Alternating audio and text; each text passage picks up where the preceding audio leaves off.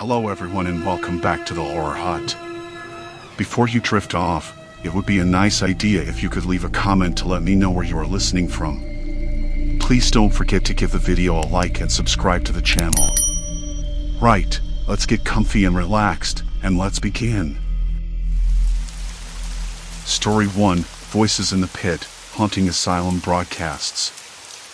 I shouldn't have gone back, but there I was, standing in front of the old brick asylum, the one everyone in town called the Pit. Even after all these years, it felt like the building was holding its breath, waiting for something to happen. I'd been meaning to explore the place for weeks. Not out of curiosity so much as stubbornness, I needed to know what was inside before they tore it down. The city council had approved demolition, citing safety concerns, but that didn't stop people from sneaking in. Including me.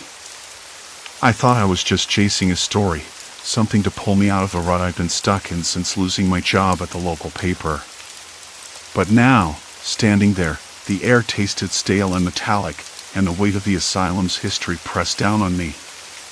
The front doors had been boarded up years ago, but the side entrance was another story, half-hinged and exposed by a jumble of fallen bricks. I slipped inside, the floorboards creaking beneath my feet like cautious warnings. Dust rose in lazy spirals around my boots, and the smell of mildew mixed with faint hints of something else. Medicine? Old sweat. Fear, maybe. The corridor stretched out in endless shadows, the peeling paint on the walls flaking like dead skin. I switched on my flashlight, the beam cutting through the gloom. The asylum was a maze of narrow hallways, rusted metal bed frames leaning against walls, torn mattresses sagging in corners. I ran my fingers over a rough patch of plaster, feeling the brittle texture crumble beneath my touch. Somewhere nearby, water dripped steady, slow. A rat scurried past, disappearing through a hole in the wall before I could blink. I'd been inside for maybe 15 minutes when I first heard it, a crackling, faint voice echoing from the ceiling speakers. At first, I thought it was part of those old intercoms they used to announce meal times or shift changes. But the sound that seemed to vibrate in my bones was off. Not quite right. Words slipped through in broken fragments, distorted and layered with static. I froze, my breath catching in my throat. The voice was low, hurried, someone talking fast, but I couldn't make out what they were saying. My hands trembled as I raised the flashlight higher, scanning the ceiling tiles. The speaker grills were coated in dust, some cracked and hanging loose like rotten teeth. The voice came again, clearer this time, but still weirdly muffled. I stepped forward, curiosity prying at my caution. "Hello?" I called, my voice sounding small in the cavernous room. Nothing but the crackling reply. I told myself it was just some old wiring picking up stray signals, maybe a radio station bleeding into the intercom lines. But the tone was too urgent. The words too fragmented. I crouched and pressed my ear against the cold tile, trying to catch a word or a name. Then, out of the static, something sharp. "Dot moving, east wing, keep eyes open." The hairs on my neck stood up. Someone was using the asylum's forgotten intercom system to communicate. But who? And why? For a moment, I considered leaving. This wasn't just an exploration anymore. It felt like I'd stumbled into a story darker than I expected, one that might not want to be told. My stomach twisted in knots, but the cold wind outside seemed less threatening than the silence that had settled in the room after the voice stopped. I moved cautiously toward the old nurse's station, where an ancient intercom panel was mounted on the wall. The metal was rusted, buttons missing or jammed, and the glass screen cracked in several places. I brushed away decades of grime and pressed a button at random. Nothing happened except a faint buzz.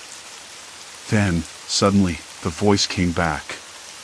Clearer now, as if right next to me. "Area secure. No sign. Repeat, no sign. Moving to next checkpoint."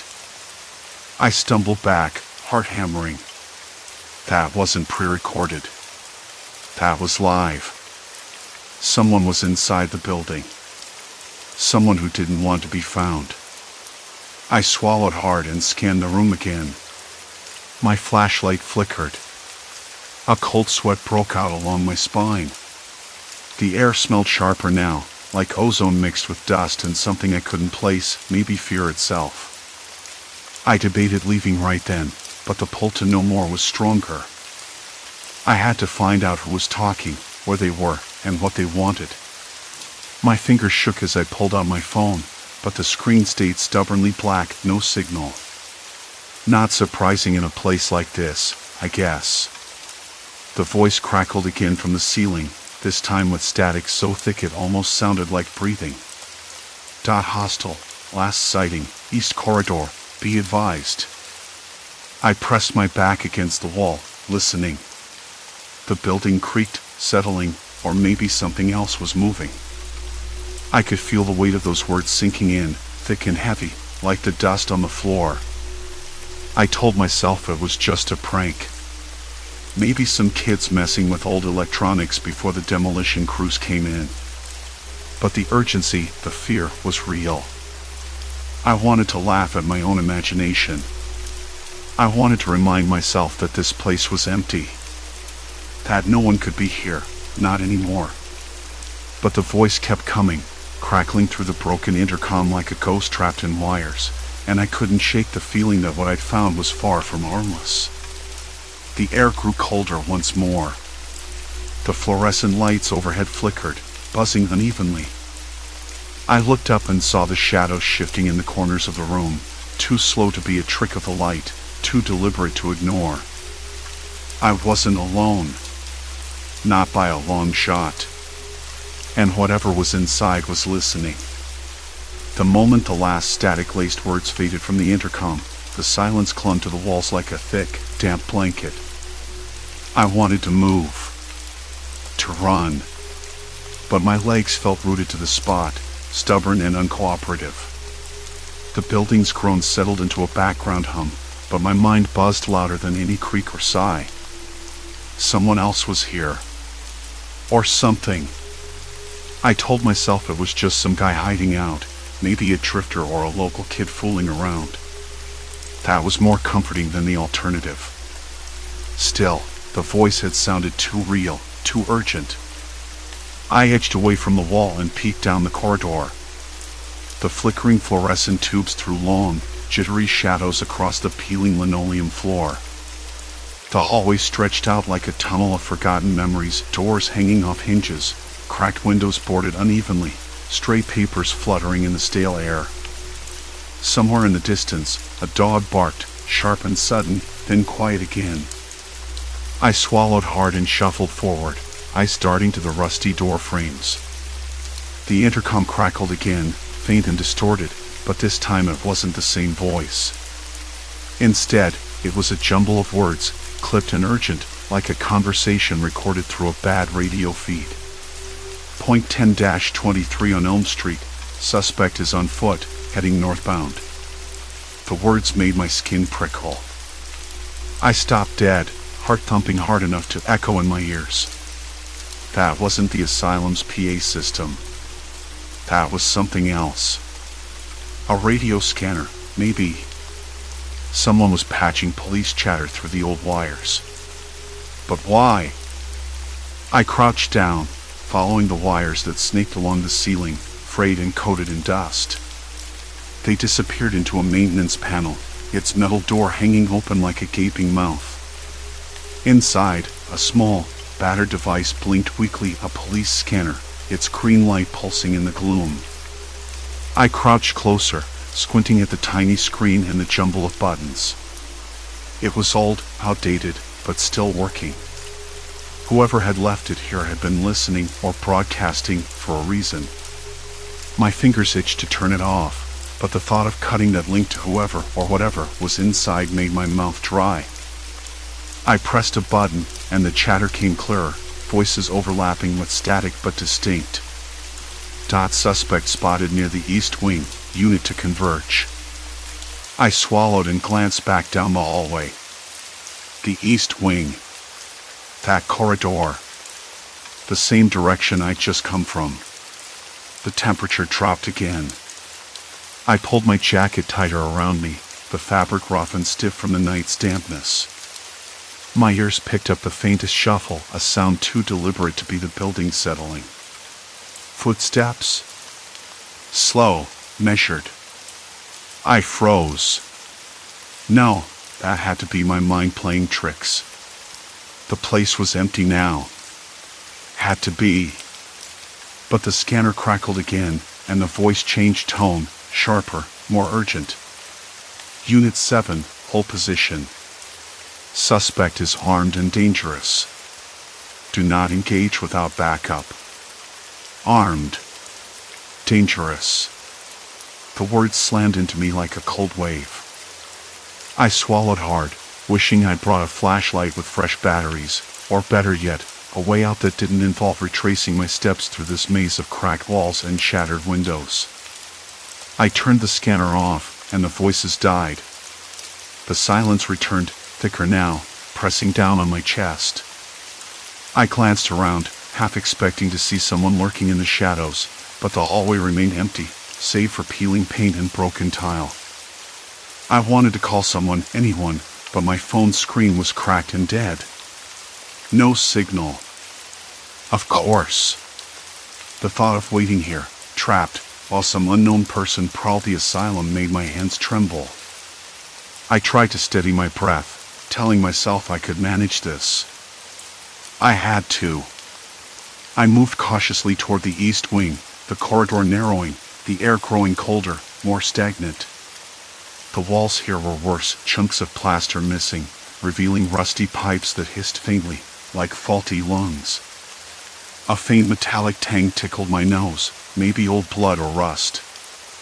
I spotted a door slightly ajar, its hinges groaning as it swung with the slightest breeze.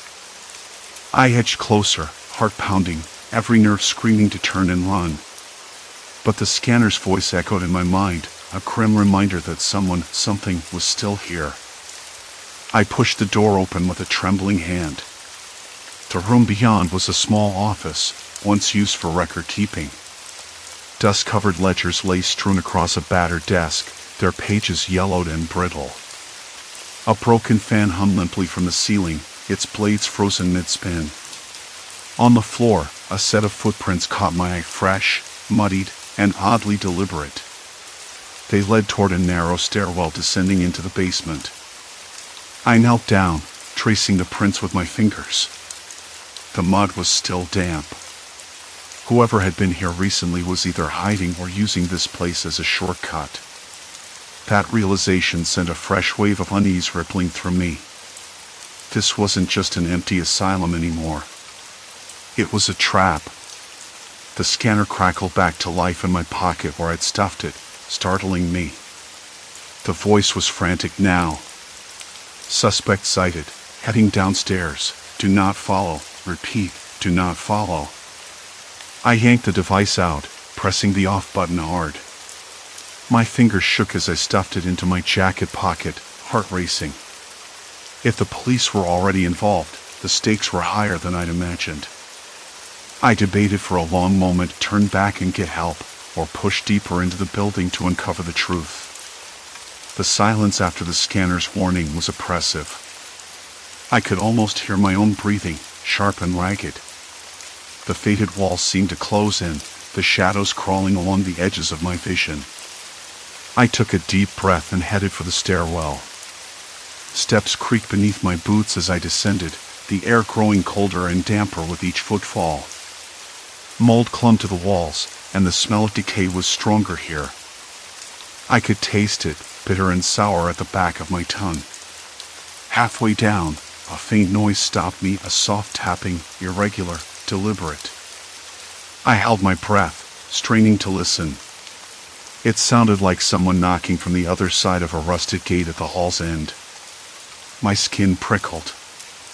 I reached for the scanner again, but hesitated. Was I ready to hear more? To know what was waiting in the shadows below? The tapping came again, louder this time, echoing off the concrete. Then a whisper, barely audible. Help! I froze. The voice was hoarse, desperate. Not through the scanner. Right here, right now. I wanted to call out, to respond, but my throat had gone dry.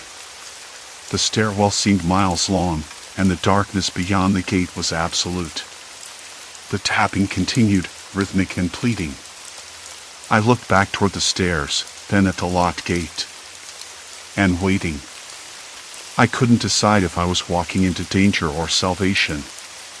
But one thing was clear, I wasn't alone down here. Not by a long shot. The tapping didn't stop. It kept at the metal gate like a heartbeat, steady, insistent, demanding attention. I stood frozen, breath shallow, feeling the sour taste of mildew and rust clinging to the back of my throat. The stairwell behind me seemed impossibly long and dark, a gaping maw I could retreat into, but something rooted me to that spot.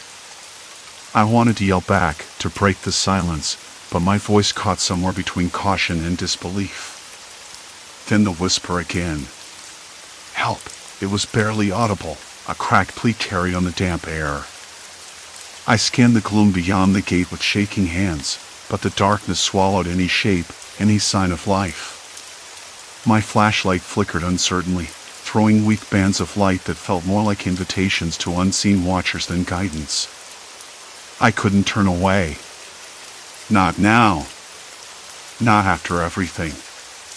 A sudden crackle erupted through the intercom speakers overhead, the old system sputtering like a dying creature. Static filled the air, sharp and electric. Then a voice, rough, clipped, too quick, spat out words that didn't belong in this place, at least not in any sane world. Unit 6, do you copy? Suspect sighted near West Wing. Over. I froze, the words bouncing inside my skull like stones in a tin can. That wasn't a recording. It was live. Someone else was here. The speaker hissed again, distorted but urgent. Repeat, suspect is armed and dangerous. Proceed with caution. Over. My heart slammed against my ribs like a frantic prisoner. I dropped the flashlight, the beam catching on a broken tile that crumbled underfoot. The intercom crackled with static, then silence. I crouched, fingertips brushing the grimy floor, trying to steady the tremor in my limbs. A police scanner. That was the only explanation. Someone had left it behind, hidden somewhere in this labyrinthine asylum. But why? And who? I forced myself upright, spine rigid. The knocking had stopped. The silence pressed in again, thick and suffocating. The gate's rusted lock mocked me. I was trapped between the unknown in front and the endless stairs behind. My phone was dead, no surprise there, but my mind spun faster than the fading signal bars. If this was a fugitive's hideout, as the scanner chatter suggested, then I was no longer an intruder. I was a target. I swallowed hard, trying to summon some semblance of control. The air here tasted metallic now, like copper and dust. A faint, acrid scent lingered, burnt plastic or scorched wiring. My skin prickled under the damp, stale atmosphere. I wasn't alone. Not by a long shot. The tapping returned, slower this time. Hesitant. Almost deliberate. I edged closer to the gate, pressing my ear against the cold metal. The voice whispered again, weaker, help me. My breath caught, cold sweat pooling at my temples. I wasn't sure if it was hope or terror twisting inside me. Then the crackle of static burst anew from the intercom, followed by a voice so low I almost missed it. Don't come any closer. Stay where you are. I jerked back, heart hammering. The voice wasn't on the scanner. It came from somewhere inside the building, close, dangerously close. Who's there? I called out, voice shaking more than I liked. Silence. A dull thud echoed somewhere above, then the faint scrape of something heavy being dragged across the floor. My hands trembled as I clenched and unclenched them, tasting sweat and dust. The building groaned, settling into itself, but beneath that, I caught a quiet murmuring, half conversation, half argument, too muffled to understand. I glanced back at the stairs, the only exit I had left. But if someone was stalking these halls, maybe waiting, maybe watching, I wasn't sure retreat was an option anymore. I took a deep breath, the stale air burning my lungs, and stepped away from the gate. My flashlight flickered back on, and I caught a glimpse of something out of place, a tangle of wires disappearing into a cracked panel near the ceiling. I climbed a broken pipe nearby, heart racing, fingers scrabbling for purchase as I pulled myself up. Inside the panel, nestled against layers of dust and cobwebs, was a small, battered police scanner, its tiny screen blinking erratically. The chatter was coming from here. I yanked it free. The device was warm, humming faintly in my palm, a lifeline and a trap all at once. A new voice crackled through, sharper this time, closer. Unit 6, suspect spotted near East Corridor. Advise backup. Over. I pressed the scanner to my ear, straining to make sense of the fragmented exchanges. The fugitive they were hunting wasn't just hiding here. He was moving, watching, possibly stalking. A sudden noise behind me made me whirl around. A shadow slipped through the peeling doorway, too swift to catch properly. My breath hitched. The asylum was no longer an empty shell of forgotten souls. It was alive, and I was inside its lungs. I couldn't run. Not with the gate locked and the fugitive somewhere in the maze of corridors. But I couldn't stay still either. The scanner crackled again, this time with a warning. Suspect is aware of units in the building. Use extreme caution. Over. Every instinct screamed at me to leave. But the locked gate, the invisible eyes in the dark, the desperate voice begging for help, it all pinned me down like a fly in a web. I slipped the scanner into my jacket pocket and started moving, the flashlight's beam cutting through the thick shadows. The air tasted bitter and cold, a steady drip of water somewhere in the distance marking time like a metronome. I had crossed the point of no return. The asylum wasn't just a relic to explore anymore. It was a trap. And whatever was lurking inside was ready. Ahead, a faint light flickered, maybe from an unlocked room or a dying bulb. The scanner crackled again. Unit 6, status? Respond.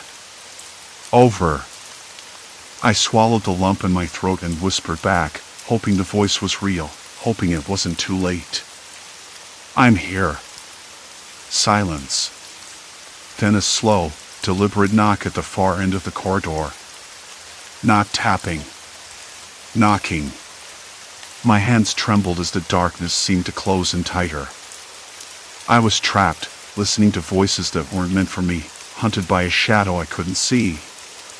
And the asylum, this rotten, forgotten place, was holding its breath. The knocking stopped. Unit 6, status? Respond. Over. I swallowed a bitter lump, then whispered, I'm here. No reply. The corridor stretched before me like a yawning mouth, the peeling paint of the walls seeming to lean inward, ready to swallow me whole. That faint flicker of light, a dying bulb or maybe something worse, was still pulsing just beyond the bend. I couldn't tell if it was welcoming or warning. I stepped forward. The floorboards groaned beneath my boots, a tired protest from decades of neglect. Behind me, the scanner buzzed softly, static hissing like a ghost's breath. My mind raced. The voice on the scanner was real. Not a trick of the asylum's old intercom system. Not some hallucination born of isolation and fear. Real. And so was the fugitive. At that moment, the air shifted. A stale, Metallic scent crept into my nostrils. The faint stink of old blood, maybe, or rusted pipes leaking somewhere unseen. I fought the rising nausea, blinking hard to clear my vision. My teeth clenched around a dry mouth that tasted like ash and old leather. The knocking had been deliberate. Deliberate enough to mean something. Not random. Not a ghost whim. I was being watched. Followed. Waited on. I tried to steady my breathing. Hello? My voice cracked, barely a whisper, swallowed by the cavernous corridor. No answer. Just a distant drip of water, slow and patient. The scanner sputtered again, voice slicing through the static. Unit 6, do you copy? Over. Yeah, I replied, voice shaking. I'm still here. Stay put. Backup is en route. ETA 10 minutes. Over. Backup. 10 minutes. A lifetime. That was when the footsteps began. Soft, deliberate. Not running, not frantic, too controlled to be random trespassers. They echoed off the cracked plaster walls, slow and steady, closing in. My heart hammered in my throat, fingers twitching, wanting to reach for something, anything. But I had nothing. No tools, no defense. Just the scanner, the flashlight, and this sick twist of fate. I ducked into a side room, the door hanging loosely on its hinges. Inside, a musty haze clung to the air. I could taste the mold, bitter and wet. I crouched low, pressing my back against the rough plaster. The floor was littered with fragments of broken glass and old papers, brittle with age. I fumbled for the scanner, holding it tight, its crackling voice a lifeline, a tether to the outside world. The footsteps paused just outside the door, then moved on. I exhaled a breath I didn't know I'd been holding, but my relief was short-lived. The scanner buzzed again. Unit 6, do you see them? Over. I swallowed hard. No. Just. Shadows. There was a static-laced grunt of frustration. Keep your eyes open. They're dangerous. Don't engage unless necessary. Over. Dangerous. The word vibrated through me like a live wire. I knew I wasn't dealing with some petty criminal or a lost soul. This person had survived here, hidden through years of neglect and decay, using the asylum's own forgotten veins to stay invisible. My flashlight flickered, sputtered.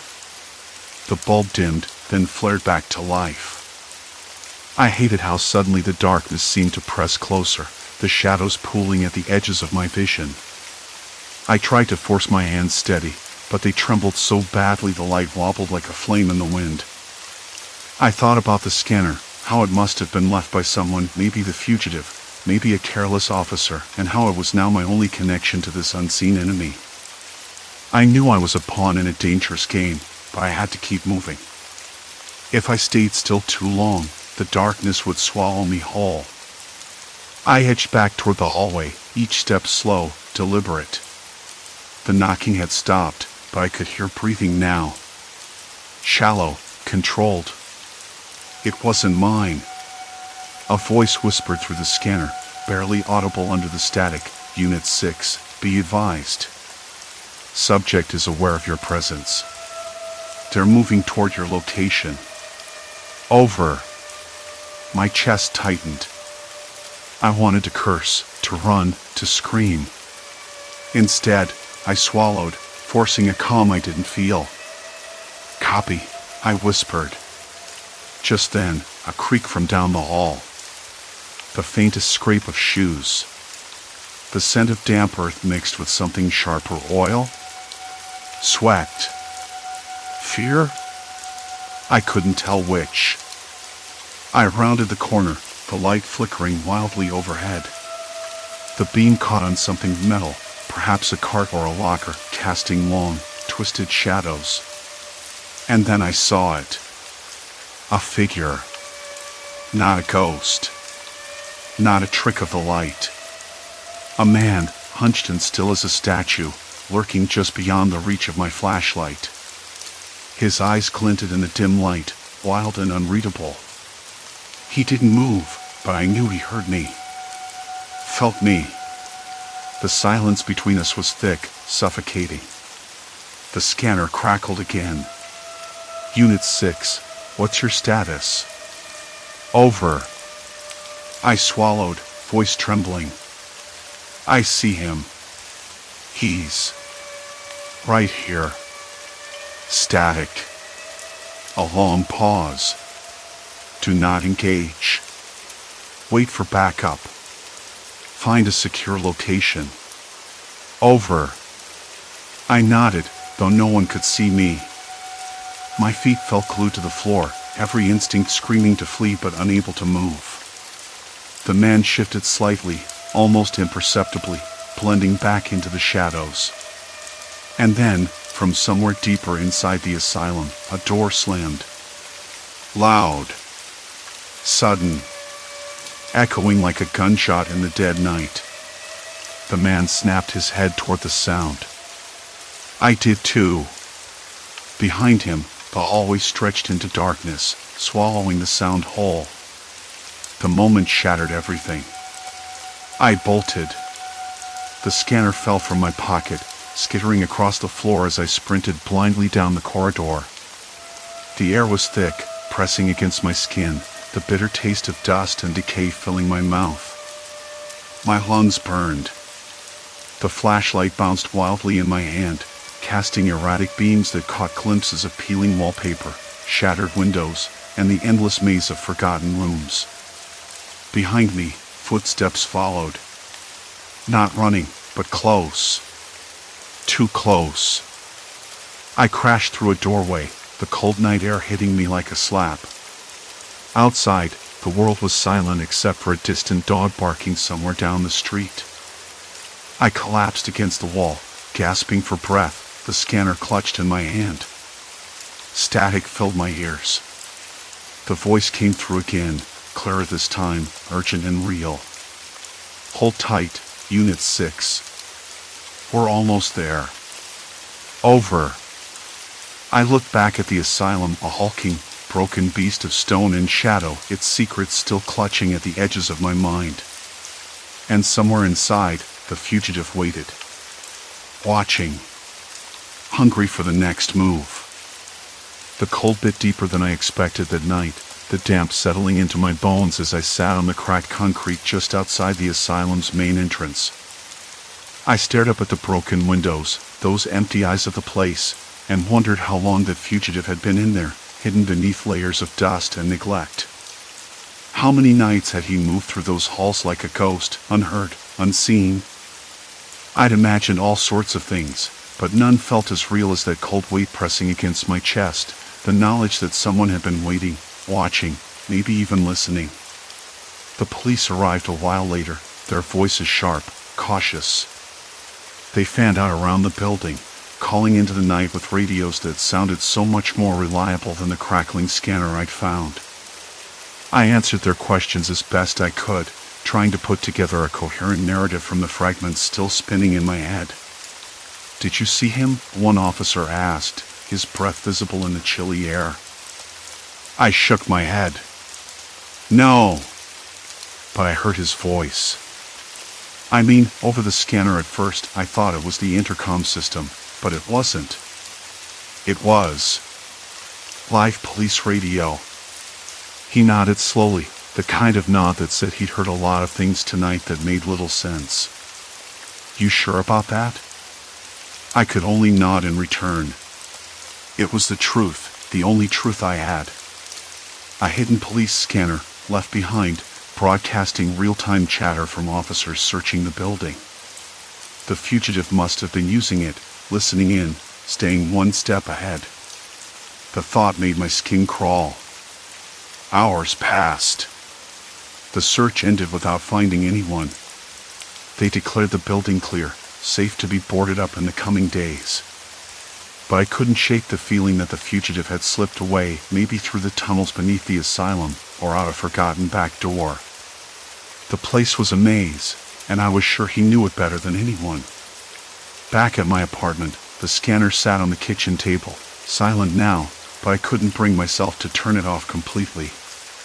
The weight of it was heavy, not just the device itself, but what it represented. A reminder that even in places abandoned and forgotten, danger could still lurk. Not in ghost stories or shadows, but in human minds and desperate choices. Sleep came late, uneasy. My dreams were restless, filled with the echo of that distorted voice, the faint crackle of static, the endless corridors of that asylum. I woke feeling hollow, the taste of dust still in my mouth. The next morning, the world outside moved on as if nothing had happened. People walked their dogs, cars hummed past, and the sun climbed steadily in a clear blue sky. But for me, the asylum's shadow lingered. I found myself driving back to the site, drawn by a mix of curiosity and something like obligation. The demolition crews were already there, trucks and machinery humming quietly as they prepared to tear the place down. I wandered around the perimeter, the smell of wet earth and crushed stone replacing the stale decay I'd known inside. The building loomed, but every window and doorway seemed less like a prison and more like a wound in the earth, soon to be closed. A worker noticed me watching from the edge. "You're the one who called it in, right?" he asked, wiping sweat from his brow despite the cool morning. I nodded. "Yeah. Found a scanner. Heard police radio from inside." He gave a low whistle. "That's something. We figured the place was empty for sure." "I thought so too," I said, "but whoever was in there, they had to be listening. Staying ahead." He shrugged, a little uneasy. "Well, good thing the cops came. No one's supposed to be inside now." I wanted to believe that. I needed to believe it. But the thought of someone hiding in the shadows, waiting, managing to slip away, it stayed with me. Like a loose thread in a sweater, threatening to unravel everything. That day, I went through the scanner again, tapping at the knobs, trying to find any signal at all. Nothing. Just static. Like it had been abandoned, left to die with the asylum. I thought about the voices I heard, frantic, urgent, sometimes calm. Human voices, real people trying to do their jobs, unaware of the fugitive still moving in their shadows. It was a strange kind of horror, knowing that the threat was neither supernatural nor monstrous, but all too human. In the following weeks, I kept an uneasy distance from the asylum site. The demolition began in fits and starts. Walls came down, rubble piled high, and the building's silhouette slowly dissolved into the horizon. With each day, I felt a little more detached from the place, but also a little more hollow. I reached out to the police to get updates, but their reports were sparse. No sightings, no arrests. Just the official line that the fugitive was on the run and that the search was ongoing. I wondered if they thought about the abandoned scanner too, or if it was just a forgotten oddity. One evening, as I sat on my couch staring at the silent device, a flicker of unease crept in again. I realized I'd changed somehow. The asylum's secrets had burrowed into me, making me more cautious, less trusting. I found myself double-checking locks, listening a little too closely to the sounds outside my window, wondering if the fugitive might still be out there, listening through his own hidden devices. I hated the way that fear crept under my skin, but it was real, unavoidable. Still, there was a strange comfort in knowing I'd uncovered the truth. No myths, no ghosts, just the raw, unsettling reality of someone hiding in plain sight, using the tools left behind by a crumbling institution. And me, I was the only one who had heard the whispers through the static. One night, weeks after the asylum's demolition began in earnest, I walked past the cleared lot, now a scarred patch of earth. The moon hummed low, casting long shadows across the rubble. I stopped and looked down at the ground, imagining all the voices that had once filled those halls, the patients, the staff, the fugitives whispered plans over the scanner. The air smelled of damp dirt and something metallic, like old blood or rust. I closed my eyes and breathed it in deeply, feeling the weight of the past pressing down, heavy and inescapable. I didn't want to leave it behind. Not really. Because some echoes never fade. They just wait for someone to listen. Story 2, Lost in Looping Woods, Appalachian Trails Twisted Reality. I never figured the woods could play tricks on you. I'd planned the hike for months, an escape from the usual grind of city life, a chance to get some fresh air and clear my head. The Appalachian Trail seemed perfect, remote enough to feel wild, but well known enough to promise safety. At least, that's what I told myself as I stuffed my pack the night before, triple-checking the map and compass like a nervous kid with a new toy. The morning air was crisp, the kind that smells like damp earth and pine needles mashed underfoot. I slipped on my boots, adjusted the straps, and set off with a light step, the sun just breaking through the canopy in mottled patches. The forest was quiet except for the occasional chirp of a distant bird or the rustle of a squirrel breaking twigs nearby. I like that kind of quiet, the kind that lets your thoughts breathe. My trail started well enough. The path was clear, marked with the familiar white blazes painted on tree trunks.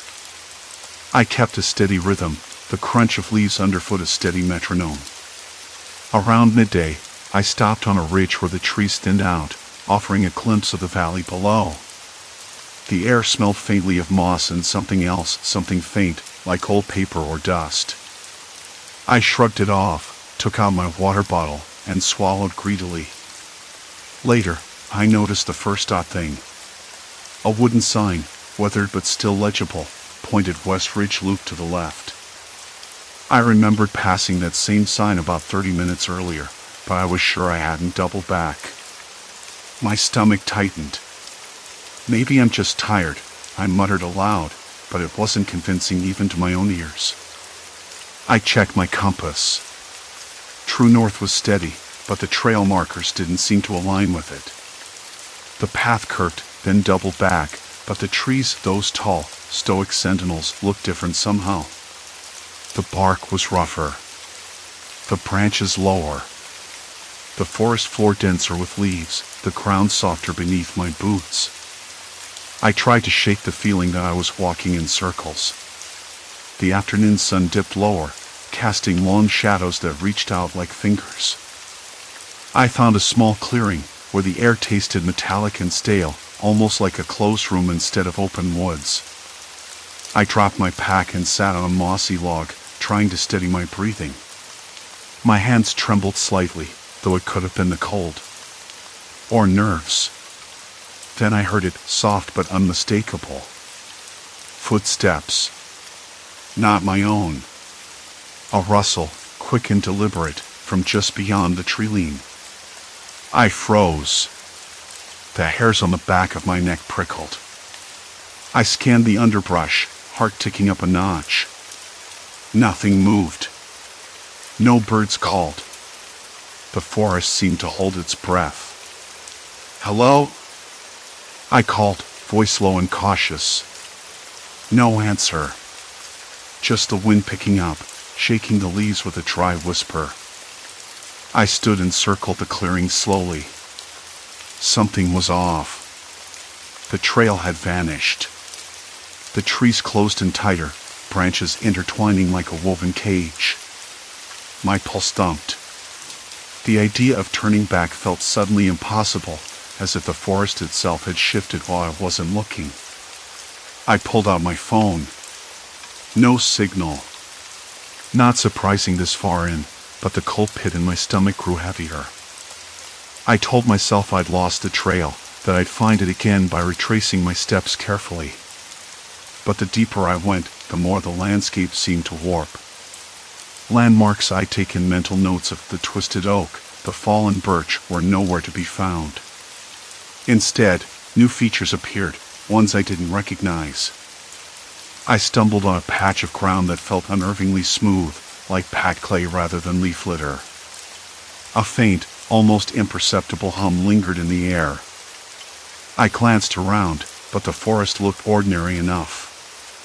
Still, something in the atmosphere had shifted, an invisible weight pressing down. The scent of wood smoke, distant yet distinct, teased the edge of my senses, though no chimney or campfire was anywhere near. I shook my head. "This isn't right," I whispered to myself. "This isn't right at all." As twilight deepened, I found what looked like a narrow dirt path cutting through the thick undergrowth, lined with small orange flags tied to branches. Someone had been here recently. My fingers brushed the rough twine, the plastic flags fluttering faintly in the breeze. I followed the markers, hoping they'd lead me back to a main trail or at least an exit. But after a few minutes, the path looped sharply and opened onto a clearing that wasn't on any map I had. A small, dilapidated cabin stood there, its wooden siding gray and peeling, windows dark and empty. The smell of damp rot and something else, chemical, sharp, rose from the air. It made my stomach twist. I hesitated at the edge of the clearing, listening. No sound except the distant call of a crow and the steady buzz of insects. I thought about turning around, but curiosity rooted me there. Something about the place felt deliberately hidden, like a secret waiting to be uncovered. Then came the footsteps again. Closer this time. Deliberate. Slow. I glanced toward the tree-lean, heart hammering. A figure emerged, face obscured by shadows, moving with a purpose that made my skin crawl. I stepped back, suddenly hyper-aware of how alone I was. And then the figure called out, voice low and calm. "You shouldn't be here." I swallowed hard. The woods weren't just confusing or cruel. Someone was out here, changing things, watching. I didn't know why. I didn't want to know. But I couldn't look away. "You shouldn't be here."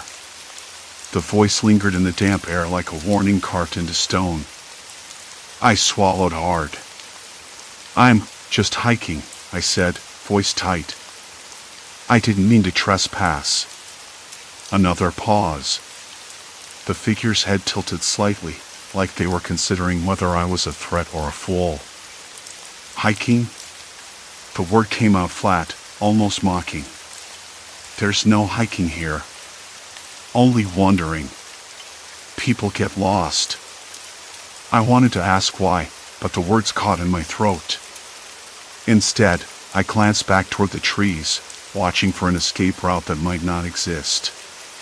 The forest felt different now, thicker, as if the trees themselves were closing in. "I'm sorry," I finally managed. "I didn't realize." The figure took a step back, disappearing briefly behind a leaning post. Then, their voice softer, "You don't belong here." "None of you do." I nodded, even though no one could see me. The chemical smell from the cabin had grown stronger, like licorice and burnt plastic mixed together, and my stomach flipped again. I'd read enough about abandoned places to know it was probably some kind of waste or residue left behind. But what kind of people would live in a place like this? And why the warning? "I'm leaving," I said, starting to back away. The figure called out, voice low but steady. "You'll end up back here. Just like the others." That sentence hung over me like a shroud. Others? Who else? My mind raced through the hours of hiking, the endless loops of trail that had led me here, the strange landmarks that didn't line up with any map I'd seen. It wasn't random. Someone was controlling this place and me.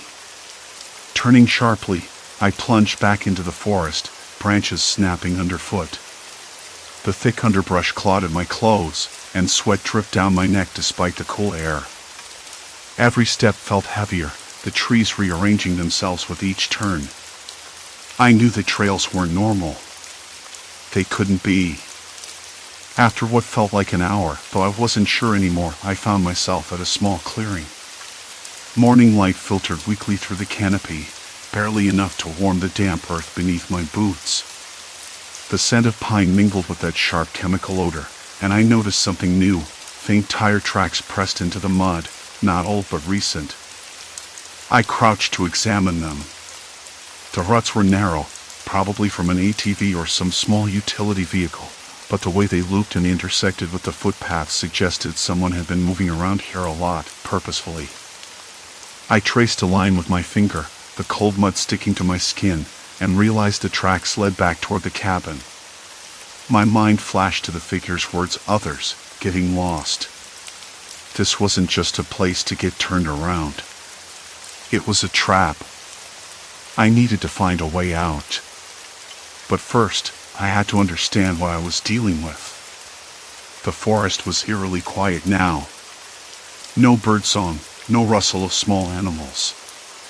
Even the breeze seemed to have died down, leaving the air thick and still. I swallowed against the sudden dryness in my mouth and forced myself to focus. I pulled out my phone. No signal. Figures. Scanning the perimeter, I spotted a narrow dirt path branching off from the clearing, almost hidden by overgrowth. Something about it felt less natural, like it had been recently cleared or maintained. Following it cautiously, I noticed small markers nailed to trees, simple strips of cloth, faded and frayed, but definitely man-made. They didn't look like trail markers, more like breadcrumbs left intentionally. I paused, the hairs on the back of my neck prickling. These markers were leading somewhere. But where? The path curved sharply, and as I rounded the bend, I saw it, a chain-link fence, rusty and worn but solid, stretching across the trees like a jagged scar. Beyond the fence, I could just make out a collection of tents and equipment, camp chairs, tarps, barrels. Not a campsite for hikers. Something more permanent. My breath caught. I crouched behind a thick pine trunk, trying to peer through the mesh. Figures moved inside, people. They wore plain clothes, nothing tactical or military looking, but their movements were purposeful, efficient. One of them was carrying what looked like a large plastic container, the kind used for chemicals or maybe medical supplies. Another was dragging something that I couldn't quite make out, covered by a tarp. The realization hit me hard. This was a base. A place where people were working. And judging by the chemical smell, the strange trails, and the warnings, I wasn't just trespassing in forgotten woods, I was stepping into something darker. I crouched lower, ears straining. A voice floated over the fence, clipped and calm, but with an edge I couldn't place. "Keep it contained," it said. No mistakes. A cold shiver slid down my spine. Contained? Mistakes. What was going on here? I wanted to back away, to disappear into the trees and never look back. But part of me, maybe the stubborn part that had brought me here in the first place, wanted to know more. To understand what they were doing, why the trails were so confusing, why the figure had warned me. I pulled out my notebook and scribbled a quick sketch of the layout, tent positions, fence line, nearby trees. I needed a plan. A way to get out with answers, not just fear. Suddenly, a twig snapped behind me. My heart jumped. I spun around, eyes searching the shadows. A woman stepped into the clearing, her hair pulled back, face streaked with dirt and sweat. She froze when she saw me, eyes wide and unblinking. "You shouldn't be here," she whispered, voice trembling but urgent. "They watch everything. The trails, the trees, even the wind." I blinked, trying to process the words. "Who are they? What do they want?" She shook her head, stepping closer. "I don't know everything, but I was one of them. Until I tried to leave. They don't like that." Her gaze darted nervously toward the fence. "You have to get out." before they find you." I swallowed, my hands trembling. The forest around us seemed to close in, the air thick with tension. "Why are you telling me this?" I asked. She hesitated. "Because you're different. You don't belong here. And maybe, just maybe, you can help me." Before I could answer, a distant shout echoed through the trees. Sharp. Commanding. Her eyes widened in panic. "They know you're here. Go. Now." I didn't hesitate. Together, we slipped into the shadows of the forest, the weight of unseen eyes pressing down on us. Somewhere behind, the camp stirred to life, alarms or radios, I couldn't tell. The woods had shifted again. But this time, I wasn't alone. And the storm was just beginning. The distant shout had barely faded when the weight of the forest pressed harder against my skin. "We're not going to make it," she whispered, voice tight as wire. "They're closing in." I swallowed hard, trying to steady my shaking hands. The cold dampness of the underbrush clung to my skin. The smell of wet pine needles mixed with something metallic like old blood or rusted iron. I couldn't tell if it was real or just my imagination running wild. My mind spun, replaying what she'd said. I was one of them. Until I tried to leave. What kind of people did this? What cruel, calculating minds bent the forest itself into a trap? We slowed, crouching behind a thick cluster of rhododendron. Moonlight filtered weakly through the canopy, casting ghostly patterns on the dirt. She pressed a finger to her lips, eyes wide as she scanned the tree-line. "They'll use the terrain against you," she said, voice barely audible. "The trails, the landmarks, it's all designed to disorient. To keep you lost. They don't want you to find the way out." I nodded, though the words felt like a trap tightening around my chest. "But why me? Why now?" She shook her head again, frustration flickering like a candle flame. "I don't know. Maybe because you're stubborn. Because you don't belong here. They don't like outsiders poking around. And you saw too much." I glanced back toward the faint glow of what I assumed was the camp, an unnatural orange hue leaking through the trees like a wound. The air vibrated with low mechanical hums, the distant murmur of radios or generators. The forest was alive with sound, birds long quiet, replaced by something more sinister. Footsteps, twigs snapping, voices low and urgent. "We have to move," she said, pulling me up. Her grip was sudden, fierce. "I can't stay here. Not with them on my tail." I stumbled after her, the forest twisting again, the trail looping in impossible circles. Every tree looked the same, every clearing a mirror. I wanted to scream, to tell myself this was a nightmare from which I'd wake. But it wasn't. It was real. All too real. After what felt like hours, or maybe minutes, I lost track. She halted abruptly. A narrow path opened before us, barely wide enough for one person. The ground was soft, damp, and smelled faintly of something chemical, acrid and sharp. She glanced over her shoulder, eyes darting wildly. "This way," she urged. We pushed forward, the underbrush scraping at my arms, the cold biting through my jacket. Then, like a cruel trick, the path ended at a rusted fence, barbed wire twisted and snarled like a beast's teeth. Beyond the fence lay a small clearing, illuminated by harsh floodlights. A cluster of weathered trailers sat there, their windows dark but ominous. I crouched, pressing my palm against the fence. The metal was cold and rough, buzzing faintly with electricity. "They're watching," she whispered. "Always watching." I glanced around, heart hammering. The forest no longer felt like a refuge. It was a cage. Why experiments? I asked, voice barely steady. She hesitated, biting her lip.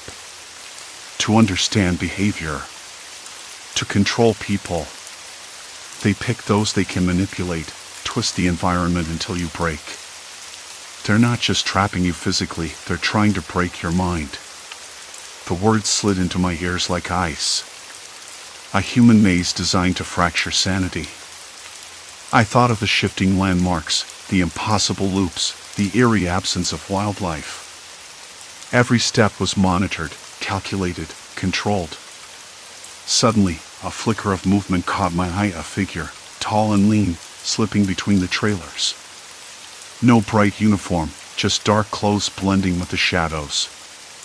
They didn't carry anything visible, but the way they moved was deliberate, almost predatory.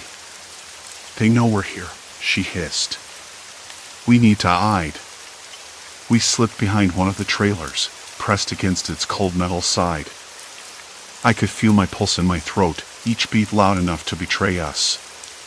The air was thick with the smell of diesel and something chemical, clean and sterile, like a hospital, but twisted. I swallowed hard. There's no way out, is there? She shook her head slowly. Not anymore. Once you get tangled in this, they don't let go.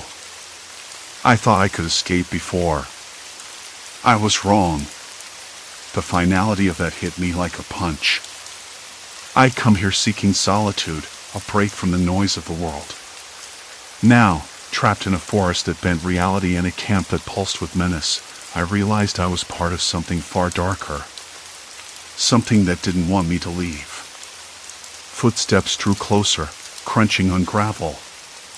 The figure reappeared, moving toward the fence. I held my breath, every muscle coiled tight. Then she did something I didn't expect.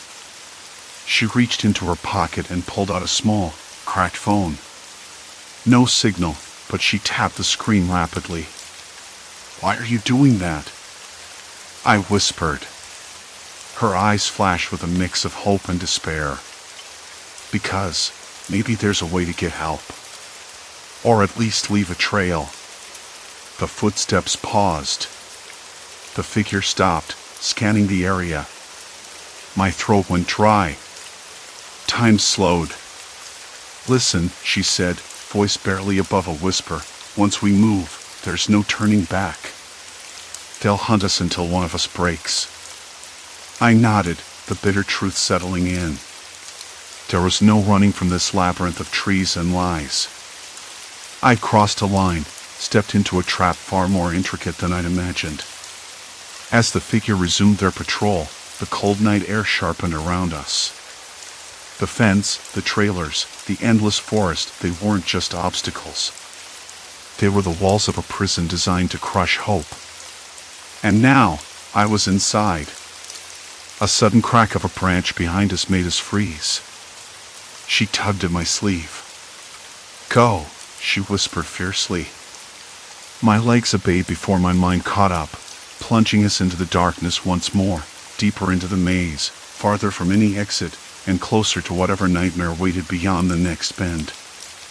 We moved through the underbrush, every rustle of leaves sounding like a shout in the dead air. Do you think they'll come after us? I whispered, voice cracking. She paused, her breath visible in the frosty air, then shook her head. They don't just come after you. They watch first. Learn. Then they decide how to break you. I swallowed hard. The meaning of that hit me like a slap. Break me. Not just catch me. There was something methodical, clinical about it. This wasn't some random group of desperate mountain folk. No, this was organized. Calculated. Worse, patient. Waiting for the perfect moment to strike. I wanted to ask how she knew all this. Instead, I forced my legs to keep moving. We circled a ridge, the moonlight finally filtering through the thinning canopy and revealing a sight I wasn't ready for. A clearing. Not natural. The ground was packed dirt, flattened and bare, surrounded by a ring of rusted chain link fencing topped with barbed wire. Beyond that, trailers, their windows dark but for one dim flicker, like a weak heartbeat in the night. "They're watching us right now," Sarah said, voice low. "From those trailers. Cameras. Sensors. Hell, maybe even microphones."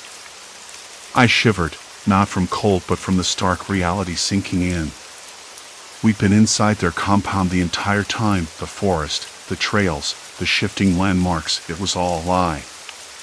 A cage. And we were the prey. "Why?" I asked, barely above a whisper. She looked away, jaw tight. "Experiments.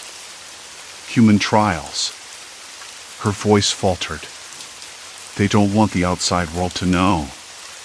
And they don't care what happens to us." The world tilted. Experiments. I pictured sterile rooms, cold tables, strangers in lab coats. But here, in this remote wilderness? How? My skin prickled. I realized I'd been too focused on finding a way out to consider how far this went. The shifting trails weren't just tricks, they were traps. Designed to disorient, to wear you down, to make you vulnerable. A sudden noise cracked the silence, a metallic clang from the trailer cluster. Sarah froze, eyes narrowing. "They're moving." We ducked behind a fallen log, the rough bark scraping my palms. My heart hammered so loud I was sure it would give us away. The air smelled sharper now, like ozone or something burning. I glanced at her, trying to read her face, but all I saw was the same fear mirrored back. "Listen," she whispered, "we can't stay here. If they spot us, it's over." I nodded, though every instinct screamed to run the other way. Instead, we crept around the edge of the clearing, sticking to the shadows like ghosts. The trailers looked even worse up close, faded paint peeling, windows smeared with grime, but the faint hum of electricity told a different story. This place was alive, in a way. I noticed wires running from the trailers into the woods, disappearing beneath the leaf litter. "What's that for?" She didn't answer immediately. Then, sensors. Motion detectors. They use them to track movement, map the perimeter. I crouched lower, feeling the cold dirt seep through my jeans. We have to find a way out of this maze. Her eyes flicked toward a narrow path leading away from the clearing, barely visible through the trees. "There's a service road. It's the only way beyond their fences. But it's guarded." I swallowed the lump in my throat. Guarded how? People. Watchers. Not all of them are soldiers or scientists. Some are locals, volunteers, or prisoners, maybe. I don't know. But they'll stop anyone who tries to leave. Her voice dropped to a whisper. They test us like lab rats, but they keep us contained like animals. The weight of those words pressed down on me. I felt my hands tremble, the rough bark of the log grounding me. "How did you get here?" She hesitated, eyes flicking to the trailers. "I tried to escape once. Got caught. They changed me. Made me a part of this nightmare. I'm one of the lucky ones because I'm still me. But most aren't." A cold wave rolled through me. I wanted to ask what she meant, but something in her expression stopped me. Instead, I focused on the immediate problem, escape. We moved again, the night air growing colder, the forest darker. Every shadow seemed to twist into shapes, every sound a whisper of pursuit. I caught the faint scent of burning rubber or plastic, something smoldering far off, tarried on the wind.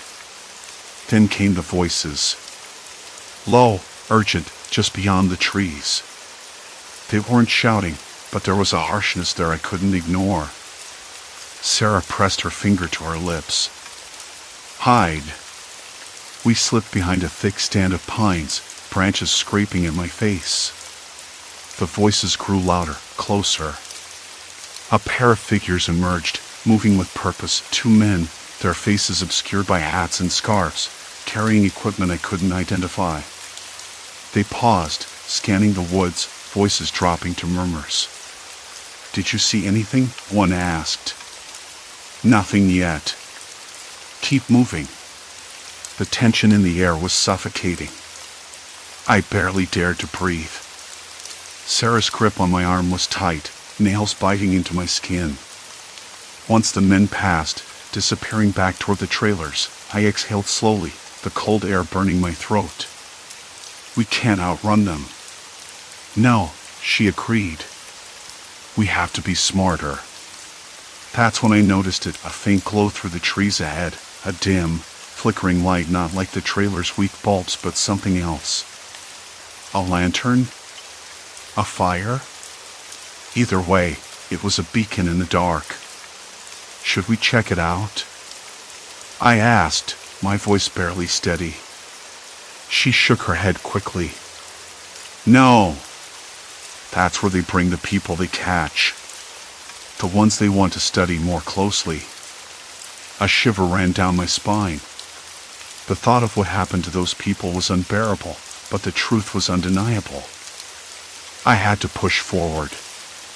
Not just for me, but for Sarah and for whoever else might be trapped here. We circled the clearing once more, moving closer to that service road she mentioned, the fence looming like a wall of iron teeth. The wires beneath our feet hummed faintly, sending tiny shocks through my soles with every step. Suddenly, a sharp crack echoed behind us. We spun around. A figure stood silhouetted against the moonlight, a woman, her face pale, eyes wide with terror. "Please," she whispered, voice shaking. "Don't let them catch me." Before I could respond, headlights blazed to life, flooding the clearing with harsh light. The trailer's windows glowed like eyes staring down. The watchers were coming. I grabbed Sarah's arm. "Run." We bolted, branches tearing at our clothes, the earth slippery beneath our feet. The fence rose before us, unyielding. The service road was no longer a distant hope but a desperate goal. Behind us, the sound of shouting grew, closer, relentless. My lungs burned. The sun was dipping behind the ridges when I finally found the edge of the camp. Or what I thought was the edge. The forest opened awkwardly, like someone had tried to carve out a clearing but stopped halfway, leaving jagged trees and torn brush. The air smelled different here, less pine, more damp earth and something faintly metallic. I swallowed hard, the taste of tension thick in my mouth. I'd been walking for hours, tracing back on my own steps, trying to make sense of the shifting landmarks. The twisted trails that looped with impossible geometry. The way the moss on trees faced the wrong direction. It was like the ground itself was a puzzle designed to trap me. And now I knew why. A figure stepped out from behind a tree, quiet as a shadow. Not quite a silhouette, there was substance to him, a man in a faded jacket and worn boots. His smile was tight, without humor. "You're persistent," he said, voice low and calm, almost conversational. "That's your problem." I froze, the hairs on my neck prickling. "Who are you?" The words came out sharper than I meant. He shrugged. "Caretakers, experimenters, whatever you want to call us. We monitor the area. Make sure no one stumbles too far."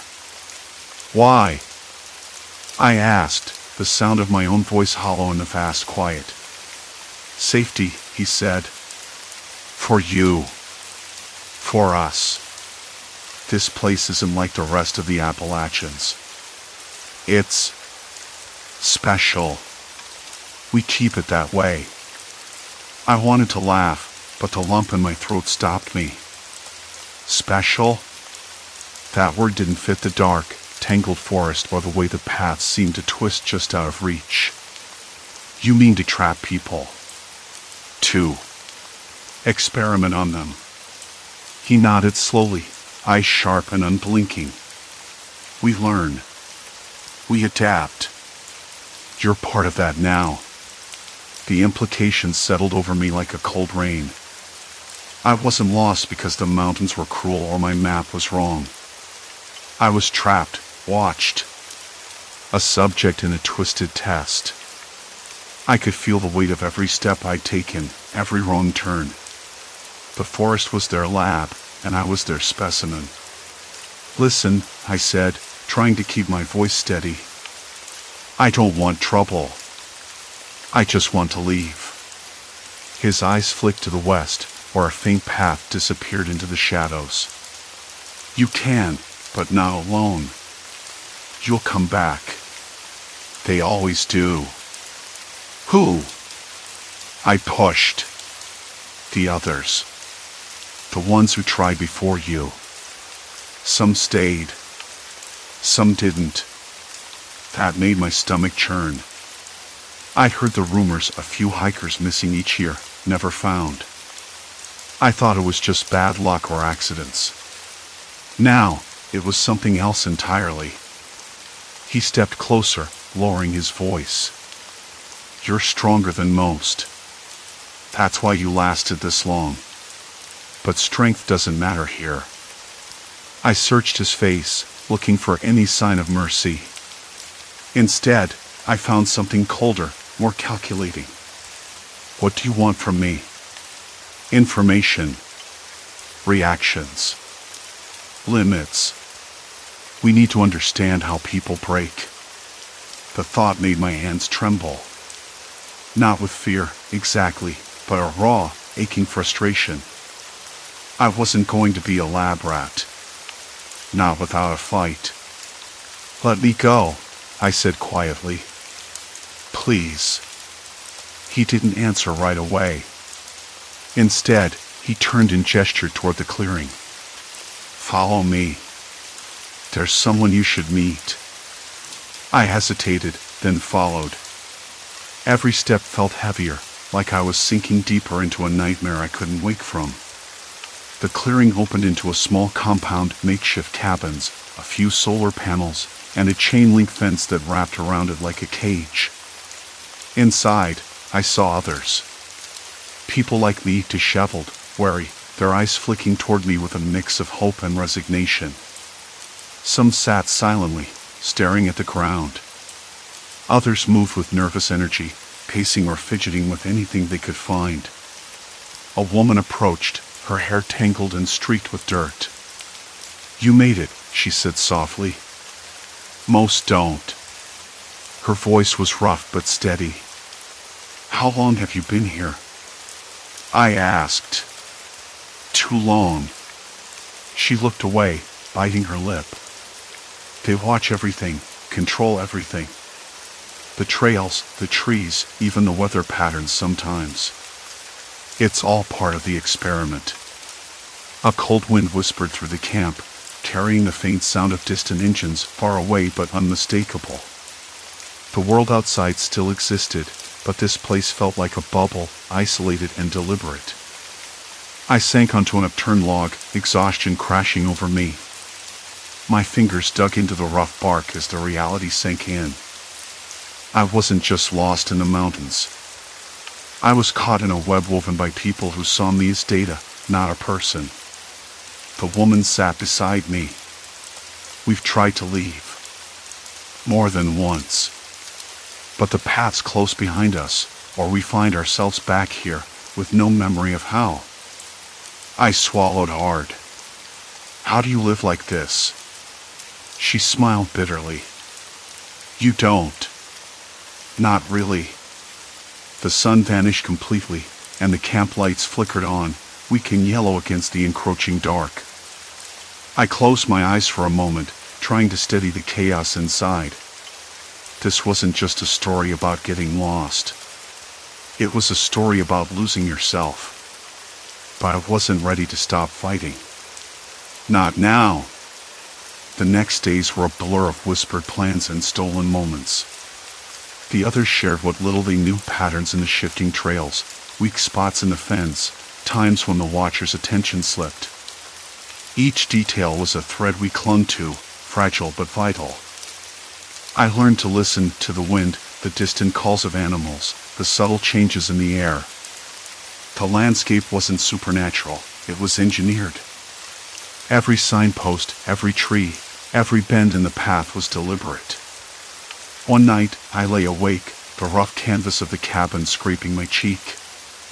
The woman's words echoed in my mind. They want to see how far you'll go, what you'll endure. But I realized something else. They underestimated the human capacity to adapt, to resist. We weren't just subjects. We were survivors. The morning we moved was heavy with tension. The plan was simple, though executing it felt like threading a needle in a storm. I led the group, heart pounding so loudly I was sure it would give us away. We slipped through the fence where the wire was frayed, a small gap barely wide enough for one. The forest swallowed us, the familiar scent of pine oddly comforting now. The trails twisted, but we followed the markers we'd memorized, stepping carefully to avoid triggering any traps. The sun climbed higher, burning away the mist and revealing the true shape of the mountains, not a maze, but a cage. Hours passed. I kept my eyes on the horizon, scanning for signs of pursuit.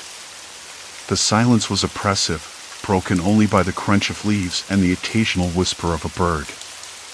Story 3, endless vans on mile markers, haunting highway apparitions. The highway was a ribbon of gray stretching out under a sky that held back its colors, just waiting to spill them all at once. It was late afternoon when I passed mile marker 72. I'd been on the road for 10 hours, and the sun was starting to dip, softening the landscape into a wash of golden shadow. That's when I saw it, a white van parked on the shoulder, just beyond the marker. Nothing unusual about a van, except it was empty. No driver, no movement inside. The engine off. I blinked hard, thinking I'd imagined it. The highway had a reputation for weird little things. Sometimes trucks would pull over for a rest or a quick fix. I'd seen my share of those. Still, this van caught me off guard. Fresh looking, too. Not abandoned in the usual sense. I noticed the back doors were slightly ajar, revealing stacks of cardboard boxes inside. I could make out the sharp scent of packing tape and the faint mustiness of damp paper. I caught my breath. Something about the way the boxes were stacked, neat, deliberate, made my skin prick. I kept driving, the hum of the engine filling the cab. The road stretched ahead, smooth and empty. No other cars in sight. Mile marker 73 came and went. Then 74, and there it was again. Another white van. Identical. Parked the same way, doors slightly open, boxes inside. No driver. No signs of recent movement. The afternoon light glinted off the clean metal. The same smell of tape and cardboard drifted faintly when I slowed down just enough to catch it. I rubbed my eyes. Maybe I was just tired. The highway was a lonely place, and my mind sometimes made things out of nothing. I didn't want to think about it too much. I pulled the rig back into gear and pressed on, my hands tightening on the steering wheel. The miles ticked by. At marker 75, there was no van. Relief, almost. But then, at 76, another one. Same model, same cargo. The pattern was too clear now to ignore. My pulse quickened. Who would leave these vehicles here? And why? I glanced in the rearview mirror, half expecting to see one of those vans trailing me, sliding along the shoulder like a shadow. Nothing. Just the endless stretch of asphalt and pale grass. I tried the CB radio. No chatter except the usual static and the distant crackle of a lone driver somewhere 100 miles off. Anyone out there? I called softly. No answer. Silence. Complete silence. The truck's cab smelled faintly of stale coffee and vinyl. I reached down and grabbed the thermos, taking a long sip. The hot bitterness grounded me, just a little. I was halfway between towns, the kind of place where cell service dropped off and the only company was the wind. A crow cawed somewhere in the distance. Not a comforting sound. At mile marker 77, the van was gone. No sign, no tire tracks, nothing out of place except the empty stretch of road. My pulse slowed, but a nagging knot stayed tight in my stomach. I thought about stopping, pulling over to get a better look. But something held me back. Maybe it was the isolation. Maybe I didn't want to know what I'd find. The road curved gently, and the sun dipped lower. Shadows grew longer, folding into the ditches and the scrubby grass. The temperature dropped. The cab's heater kicked on with a soft rasp. I adjusted the mirrors and scanned the horizon. The highway was empty except for me and those vans. I wasn't sure if that was a comfort or a warning. Just a coincidence, I muttered, trying to convince myself. I'd seen abandoned vehicles before, but never in a line like this. The radio crackled again, a faint voice breaking through the static. "Big Rig, this is Blue Ridge. You copy?" The voice was distant, strained. I grabbed the mic. "Blue Ridge, this is Freightliner 23. Go ahead. Keep your eyes open, 23. Reports of strange vehicles along the 70s. No drivers found. People advised to stay clear."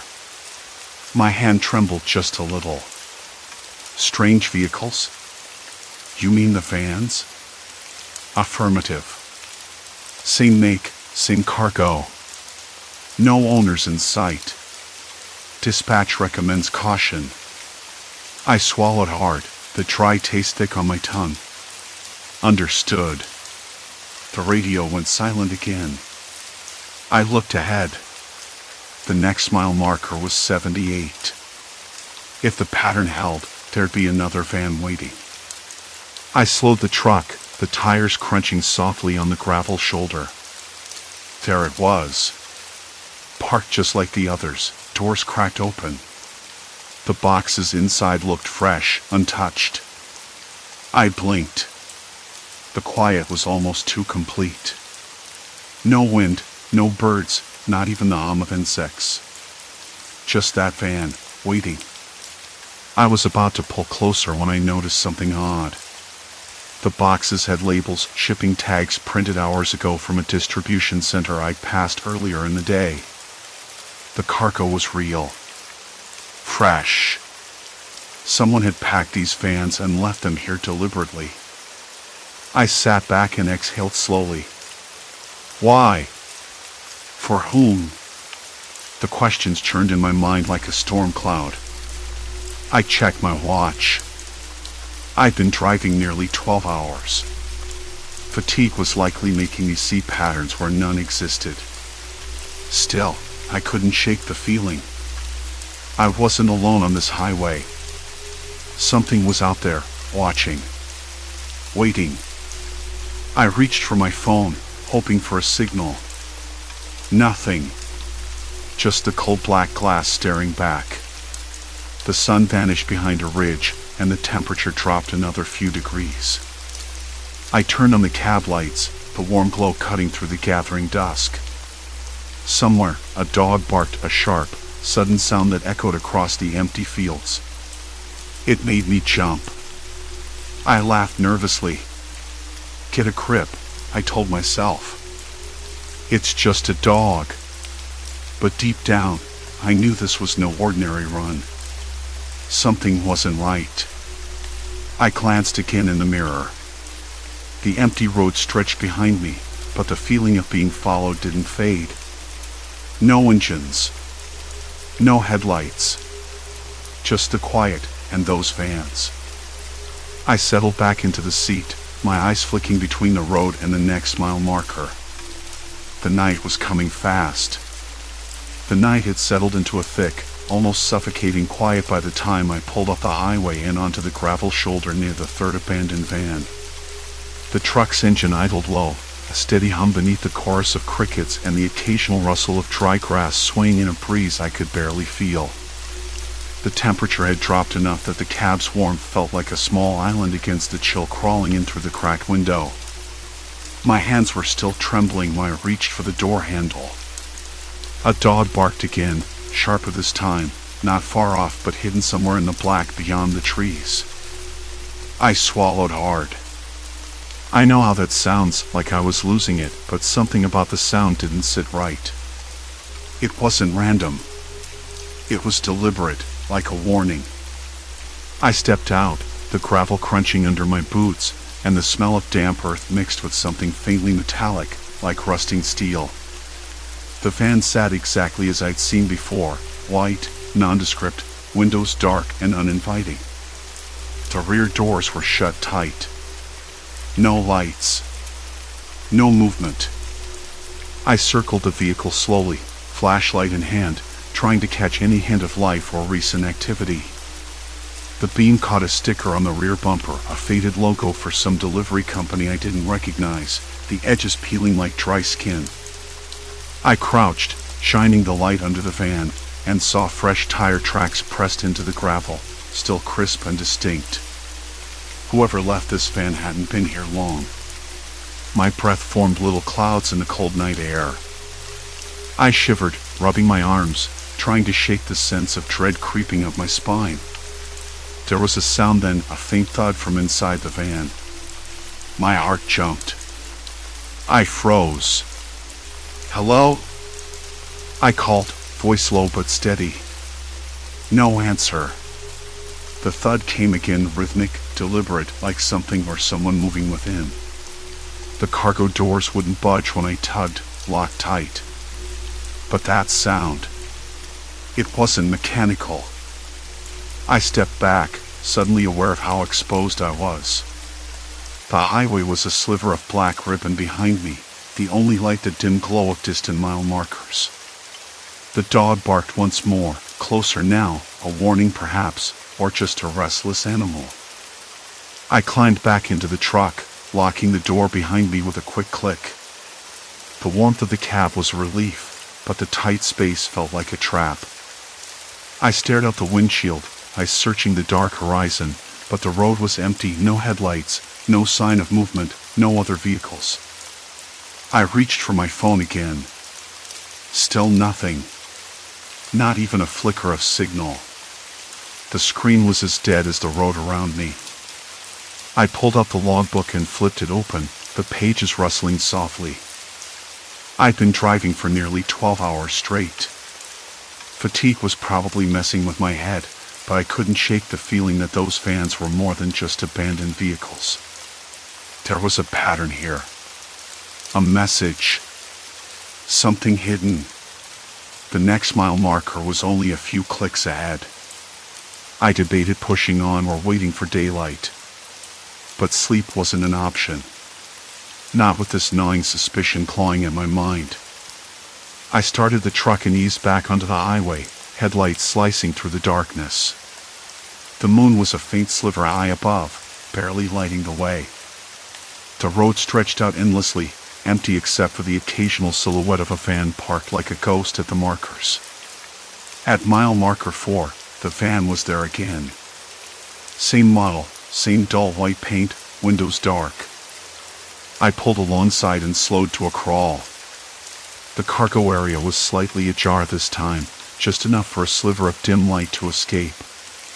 Inside, I could see rows of identical boxes stacked neatly, their labels crisp and new. The smell of fresh cardboard was faint but unmistakable. I slowed the truck to a stop, heart hammering in my chest. The cargo doors creaked when I nudged them with my foot. One box was slightly out of place, the corner torn open. A faint rustling sound came from within the van, like paper shifting. I reached for my flashlight again and shone it inside. Nothing but boxes. Nothing alive. No driver. No footprints around the vehicle. No signs anyone had been there recently. I leaned closer, breathing in the scent of cardboard and something else, a faint chemical tang, like cleaning fluid or maybe new plastic. The smell was sharp against the night air. Suddenly, a cold breeze swept past, rattling the van's doors. The sound echoed down the empty highway like a warning. I sat back behind the wheel, hands tightening on the steering wheel. The quiet swallowed me whole. I glanced in the rearview mirror, half expecting to see headlights or shadows, but the road was empty. I fumbled for the CB radio, hoping for some sound, some sign of life. Static filled the cab, a low crackle that faded into silence. No chatter. No crackling voices calling out. Just the hum of the engine and the occasional distant howl of wind. I tried the radio again, modulating the frequency. Sometimes, long-haul trucks like mine picked up stray signals from other drivers, even on the quietest routes. Tonight, nothing.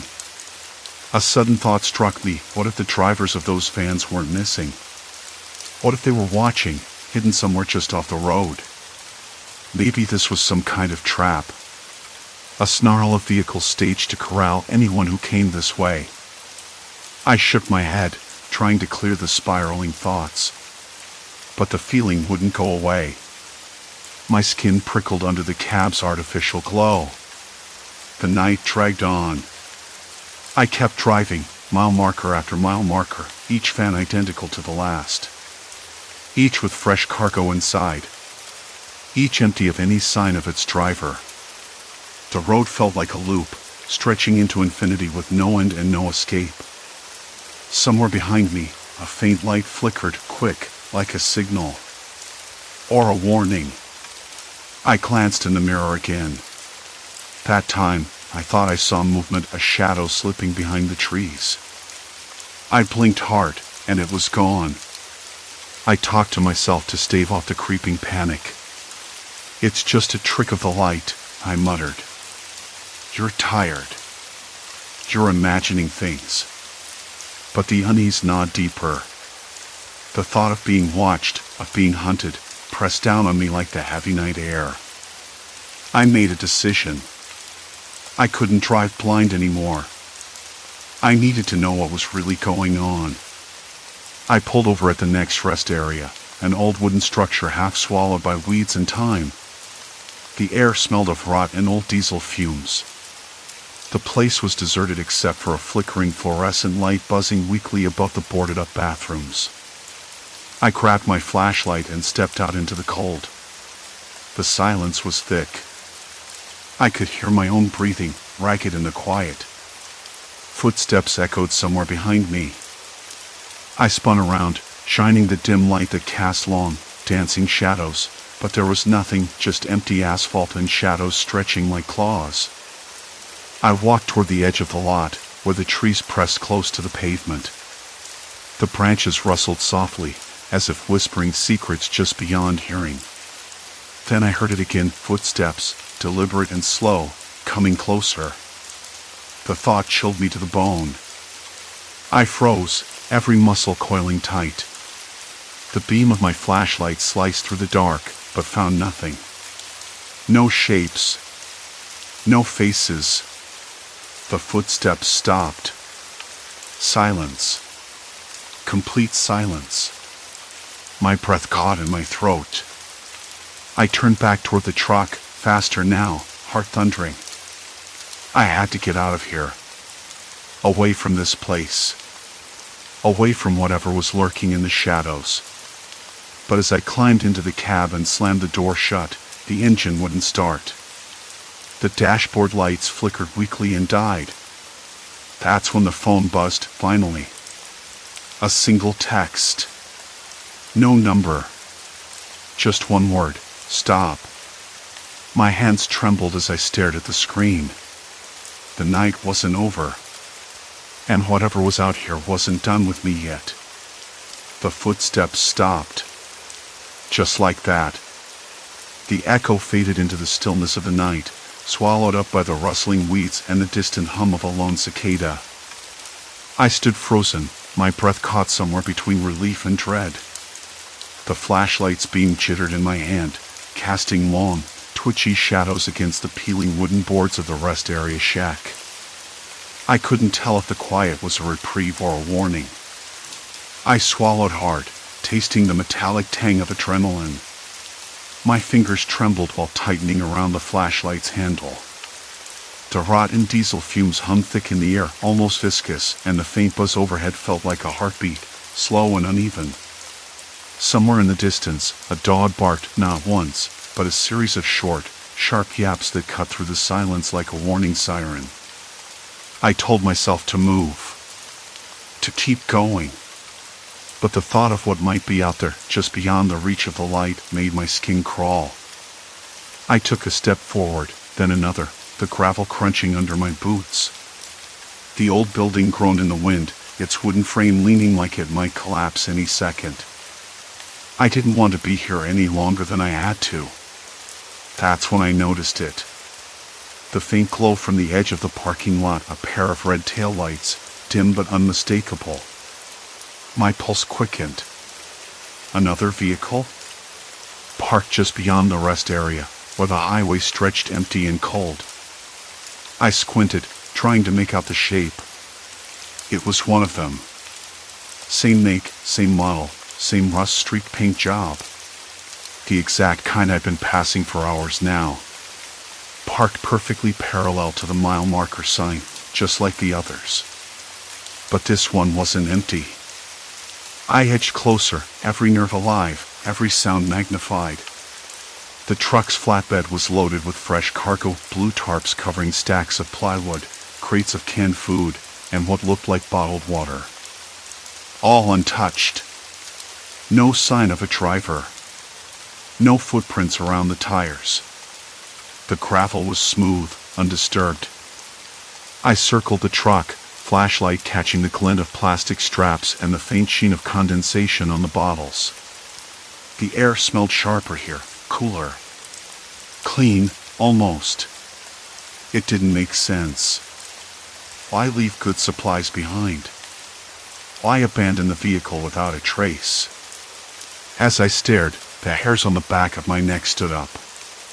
Then came the sound, a soft shuffling, like fabric brushing against metal. I spun, flashlight swinging wildly, but found nothing but shadows and the slow sway of dry grass. My breath hitched. Then a voice. Low, calm, deliberate. Looking for something? I nearly dropped the flashlight. The voice came from just behind the truck, where the darkness thickened into a wall of trees. I squinted into the blackness, trying to make out a figure, but the night swallowed him whole. I stammered, my throat dry. Who's there? A laugh. Not a laugh of amusement, but one of quiet menace. You're not supposed to be here, friend. Not really.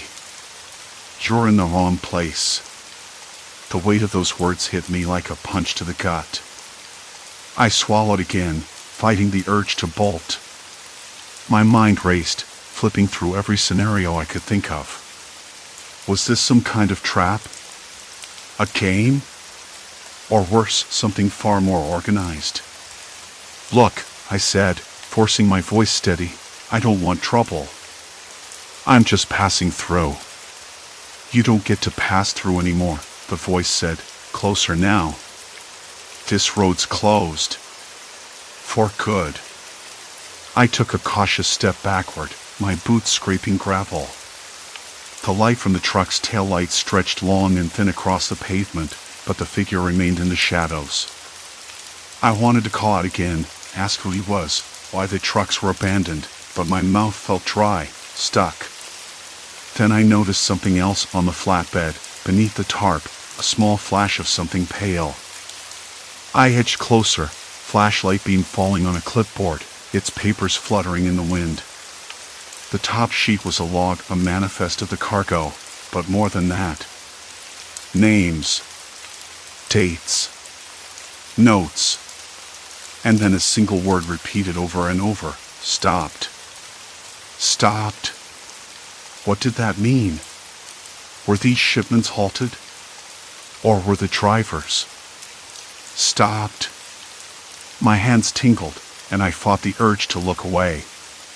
Why? I whispered, almost to myself. The figure shifted, and suddenly the silence was thick again. Because it's not safe, the voice said quietly. Not out here. Not anymore. I scanned the horizon. The highway stretched endlessly in both directions, dark and empty except for the mile markers and the ghost trucks. Turning back felt wrong, like stepping into a trap. But moving forward, that felt no better. Then I realized the truth. The road behind me was no longer an option.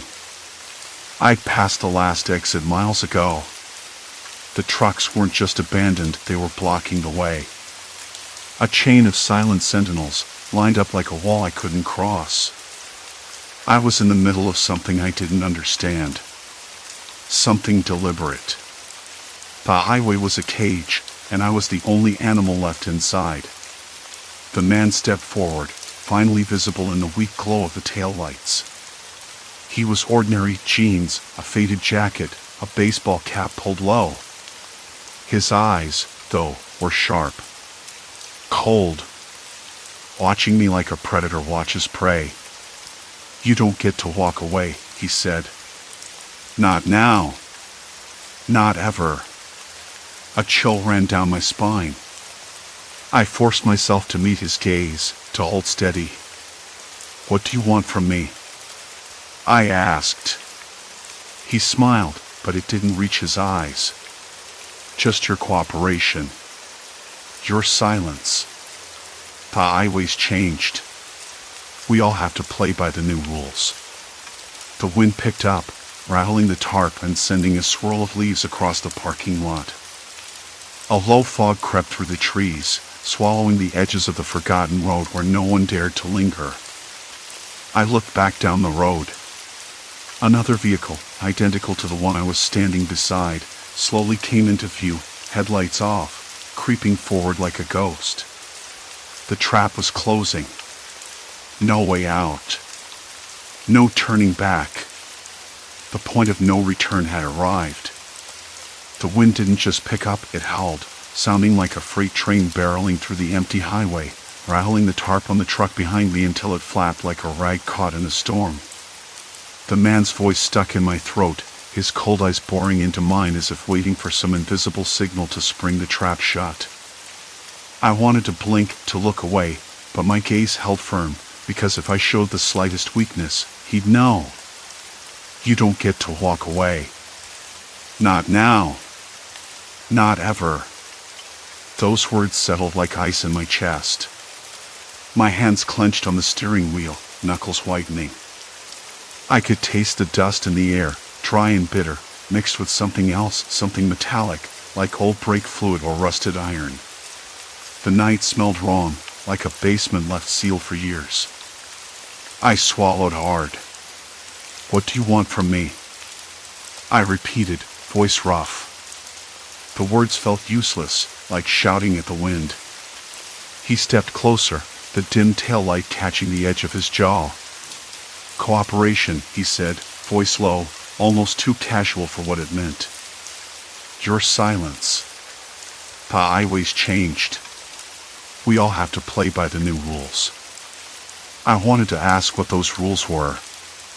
What the hell was going on here? But I kept my mouth shut, not sure if talking would make it worse or better.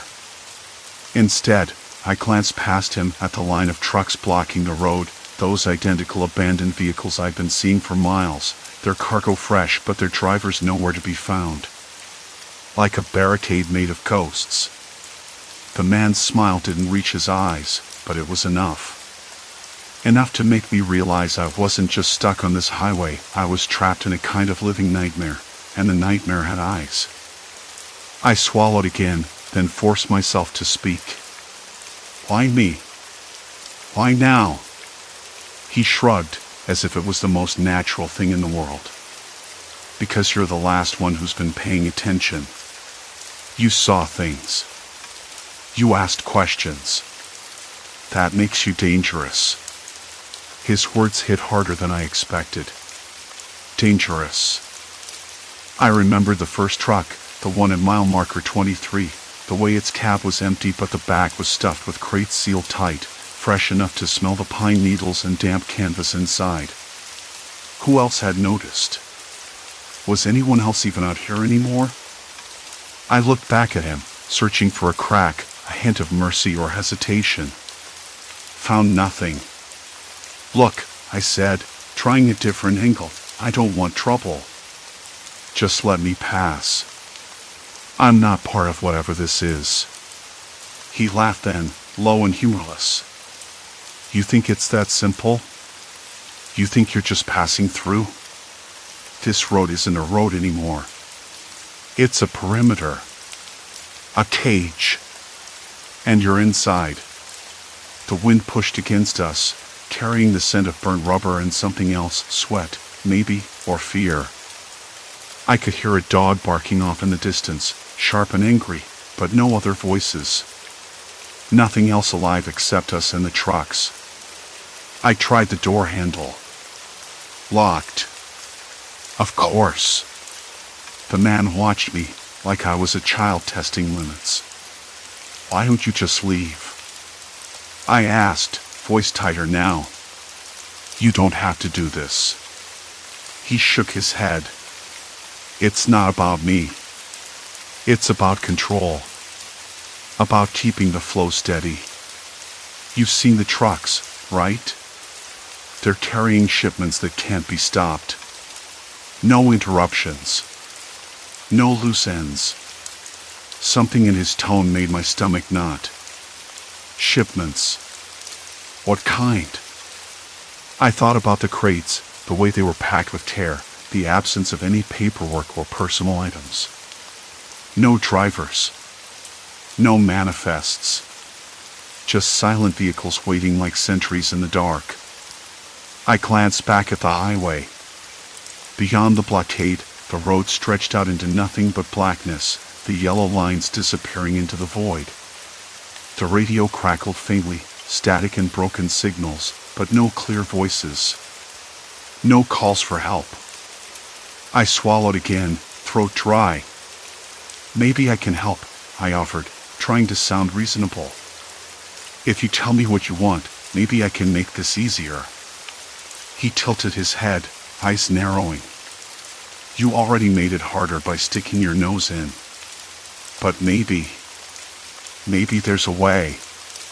Maybe you can prove you're useful. The words hung in the air between us. I wanted to ask how, but the sound of crunching gravel made me turn sharply. From the shadows near the line of trucks, figures emerged, 3 of them, slow and deliberate, moving with purpose. Jeans, jackets, baseball caps pulled low like the first man. Their faces were shadows, unreadable. My heart hammered against my ribs, the noise deafening in the quiet night. I stepped back toward my cab, hands raised slightly. No sudden moves. The man nodded toward the newcomers. Time to show us what you're made of. I swallowed hard, the taste of dust and fear filling my mouth. The trucks didn't seem random anymore. They were checkpoints, traps, markers along a deadly path. And I was the bait. One of the men stopped a few feet from me, voice rough. You know why we do this, right? Why the highway has to stay closed? I shook my head, voice barely a whisper. No. He smiled, slow and cruel. Because the world out there, it's broken, corrupt. And sometimes, to keep things from falling apart, you have to contain the chaos. I wanted to ask what kind of chaos. The missing drivers? The cargo? The silence? But the words caught in my throat.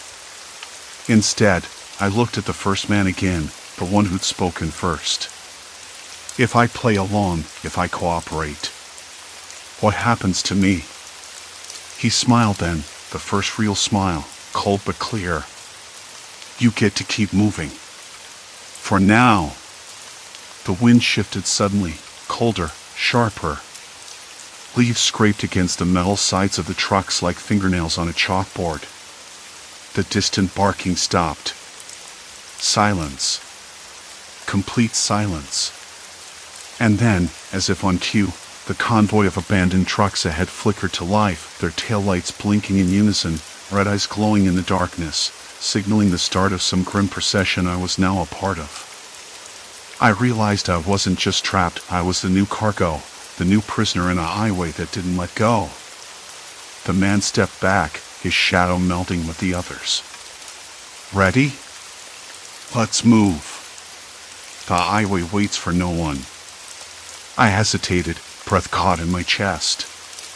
The road behind me was blocked, the road ahead was a line of silent threats. There was no turning back.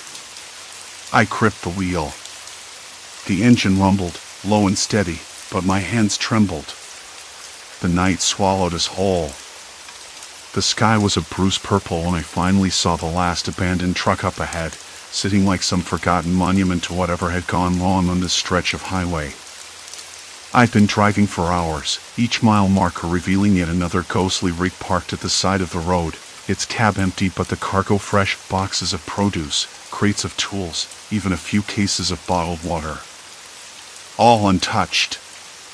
No drivers, no footprints in the dirt, no clues. By the time I reached mile marker 97, I was running on a cocktail of exhaustion and dread. The road behind me stretched empty and silent, but I couldn't shake the feeling that I was being watched. Maybe it was just the isolation, the way the desert wind howled through the dry scrub like a warning. Or maybe it was something else, something deliberately orchestrated. I pulled over slowly, the gravel crunching beneath my tires. The truck ahead was a twin of the others, same make, same model, same faded logo on the door. I killed my engine and stepped outside. The night was colder than I expected. Sharp, dry air pricked at my skin, and the faint scent of oil and dust hung heavy around the truck. I circled the rig, flashlight in hand, scanning for anything out of place. The cargo doors were slightly ajar. Inside, fresh vegetables sat stacked neatly on pallets, their colors vivid even under the dim beam. I leaned in, the smell of dirt and green stems filling my nose. Nothing seemed spoiled, nothing disturbed. That's when I noticed a small piece of paper taped to the inside of the door frame. My heart skipped a beat. "Help me," it said, in shaky handwriting. I blinked, my mind scrambling.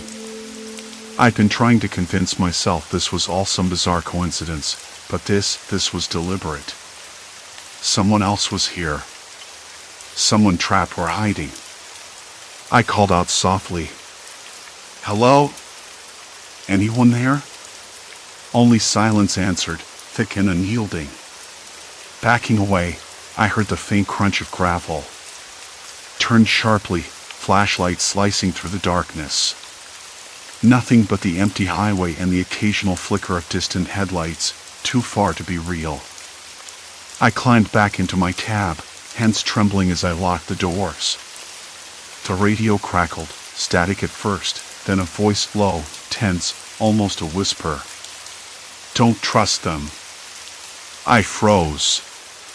The voice was distorted, hard to place, but it was coming through my own CB, the one I'd been using all night. I frantically adjusted the dial, but the line went dead. My hands were slick with sweat, the cold forgotten. I thought about calling for help, but who? The nearest town was hours away, and besides, who would believe me? An endless chain of abandoned trucks, fresh cargo, missing drivers, and now a cryptic warning on the radio. I started the engine and eased back onto the highway, eyes darting between the dark horizon and my mirrors. Every few minutes, another identical rig appeared, parked like a sentinel, waiting. Each time I passed, I slowed, searching for any sign of life. At mile marker 101, I spotted a figure crouched near the side of the road. Heart pounding, I pulled over again, cutting the engine. The figure stood slowly, hands raised in a gesture of peace. A woman, dirty and tired, her clothes torn but clean enough to show she'd been on the move. "You're not alone," she said, voice rough but steady. "They're watching. Don't stop." "Who's watching? Who are they?" I asked, my voice barely above a whisper. She glanced over her shoulder, eyes wide with fear. "They're the ones who set all this up, the trucks, the cargo. It's a trap. They want to keep us here." "Why? For what?" She shook her head. "Control. Money. Power. They use the highway, the traffic, the isolation to snatch drivers like us. We're just commodities to them." I swallowed hard, feeling the weight of her words settle into my chest. The cold seemed to seep deeper, shadows stretching longer. "Can you get out of here?" I asked. She hesitated, then nodded. "I know a way. But it's dangerous. They've got eyes everywhere." Together, we climbed back into my truck. The woman Mara, she said her name was, gave me directions to a back road, a narrow, winding path through the hills that wasn't on any GPS. It was the only way out. We moved cautiously, every sound amplified, the hum of the engine, the rustle of dry leaves, the distant howl of a coyote. At one point, headlights appeared behind us, flicking on and off like a Morse code. I slowed, heart hammering. "Don't stop," Mara whispered, gripping the door handle. "They want us to stop."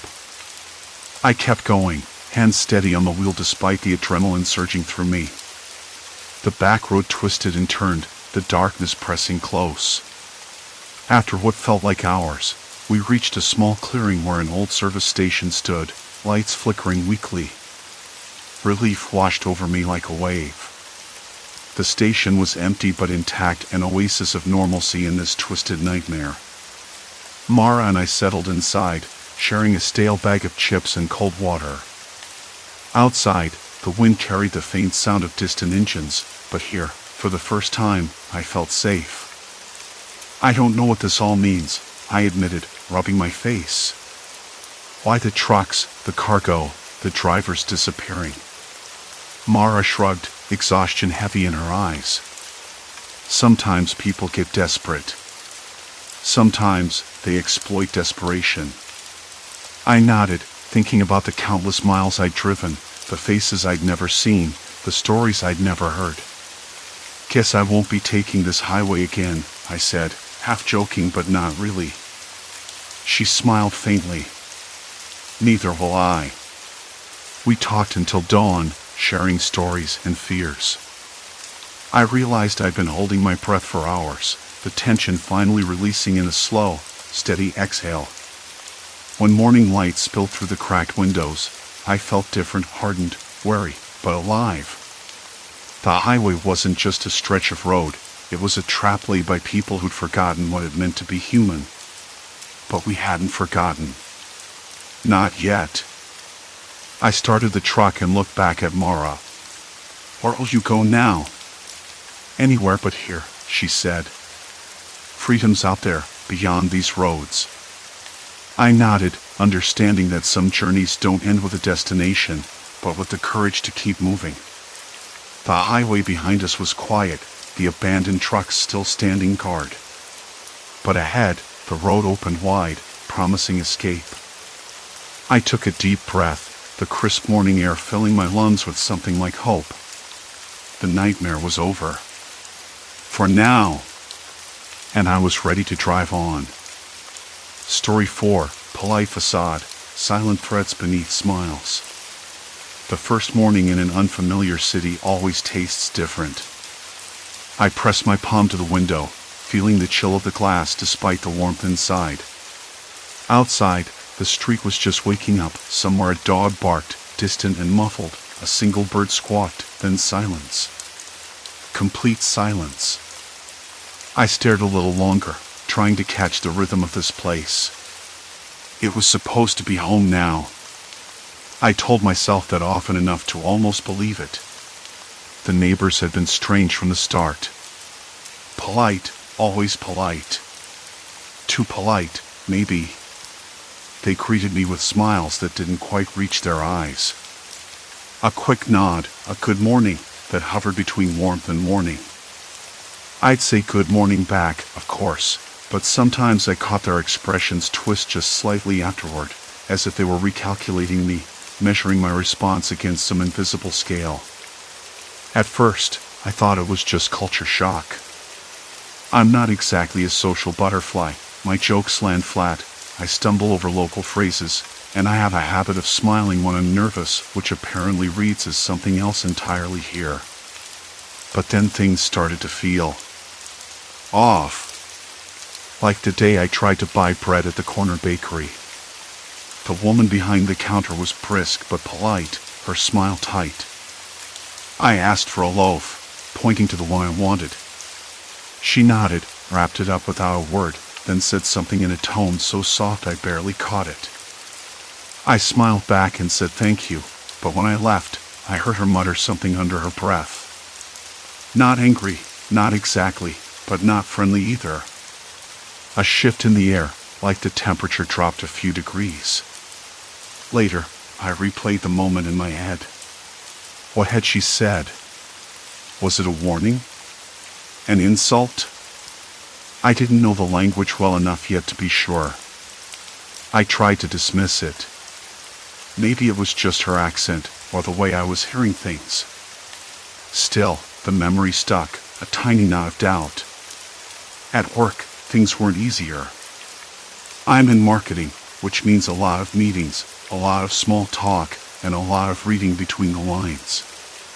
My colleagues were courteous, but the layers of their politeness felt like a thin veneer stretched over a deeper current I couldn't reach. I'd ask questions, trying to fit in, but sometimes their answers would twist just slightly, like a phrase meant to test me or push me away without seeming rude.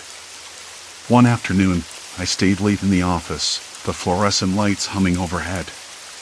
The air smelled stale old paper, cheap coffee, and the faint metallic scent of the building's ventilation system.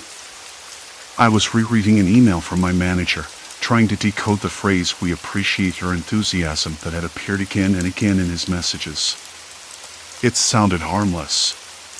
Polite, even. But something in the way he said it felt like an item sheathed in silk. I rubbed my eyes, leaning back in the chair, when a soft knock came at the door. It was Marta, one of the team leads. She smiled and said, "You're working late again." "That's good to see." "Thanks," I said, trying to sound casual. "Just getting used to everything." Her smile tightened. "Of course. It's important to show commitment." I nodded, but the words felt heavy.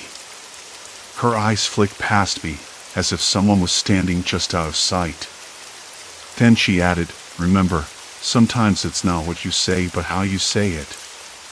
I blinked. "I'm sorry?" She laughed softly, a sound that didn't reach her eyes either. "Oh, nothing. Just a little advice." I didn't ask for more. I wasn't sure I wanted to understand. Back in my apartment, I found myself double-checking the locks, even though the door clicked shut solidly. The hallway outside was quiet, but I caught the faintest scrape of shoes on concrete. I opened the door a crack and peered out. Nothing. Just shadows pooling under the street lamp's orange glow. I closed the door and leaned against it, heart thudding. Maybe I was being paranoid. I'd been alone in a new place before. It was normal to feel a little uneasy.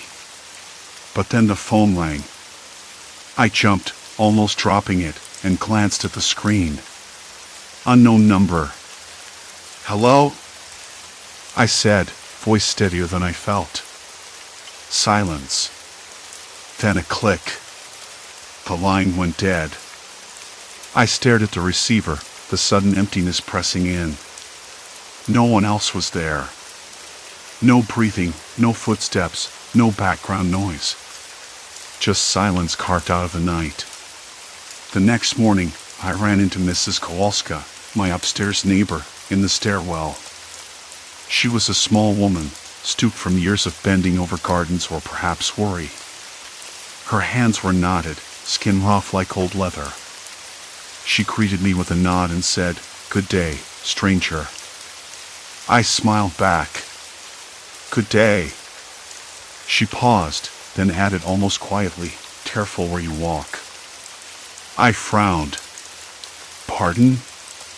Her eyes flicked sideways. "Not all roads lead home." I laughed nervously.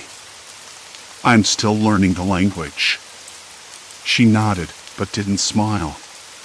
"That's good. You'll need to." I went inside, chest tight.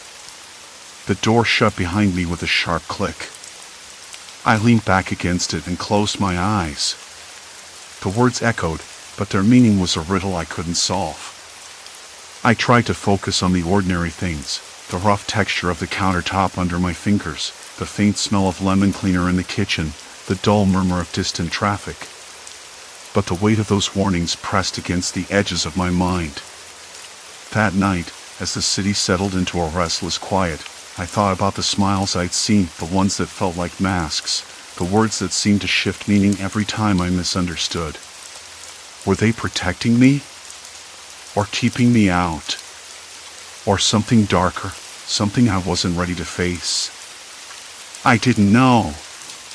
But I was starting to realize that in this place, every polite phrase, every friendly face, might be hiding a secret I wasn't meant to uncover. And somehow, I had already said the wrong things. The next morning, the city was already humming with the usual early clamor, vendors setting up carts, distant shouts cutting through the humid air, the staccato clatter of shoes on uneven cobblestones. I forced myself up, my legs heavy as if weighted by the unanswered questions. The apartment smelled faintly of lemon cleaner and something else, coffee, maybe, or the residue of cooking from the flat below. I leaned against the window frame, feeling the rough plaster beneath my palm and watching the neighborhood stir awake. The sky was gray, low, like it might rain, or just stay oppressive. I had to start somewhere. I needed to understand what I'd gotten myself into. I dressed quickly, pulling on a shirt that smelled faintly of lavender from the last laundry and a pair of worn jeans. Outside, the air was sticky, thick with moisture and exhaust fumes. My shoes clicked against the cracked pavement as I walked toward the market district, the heart of the city's social pulse, or so I thought. At a small cafe near the corner, I ordered a coffee. The barista, a young woman with a tight bun and eyes that flickered with amusement, slid the cup across the counter with a smile that didn't quite reach her eyes.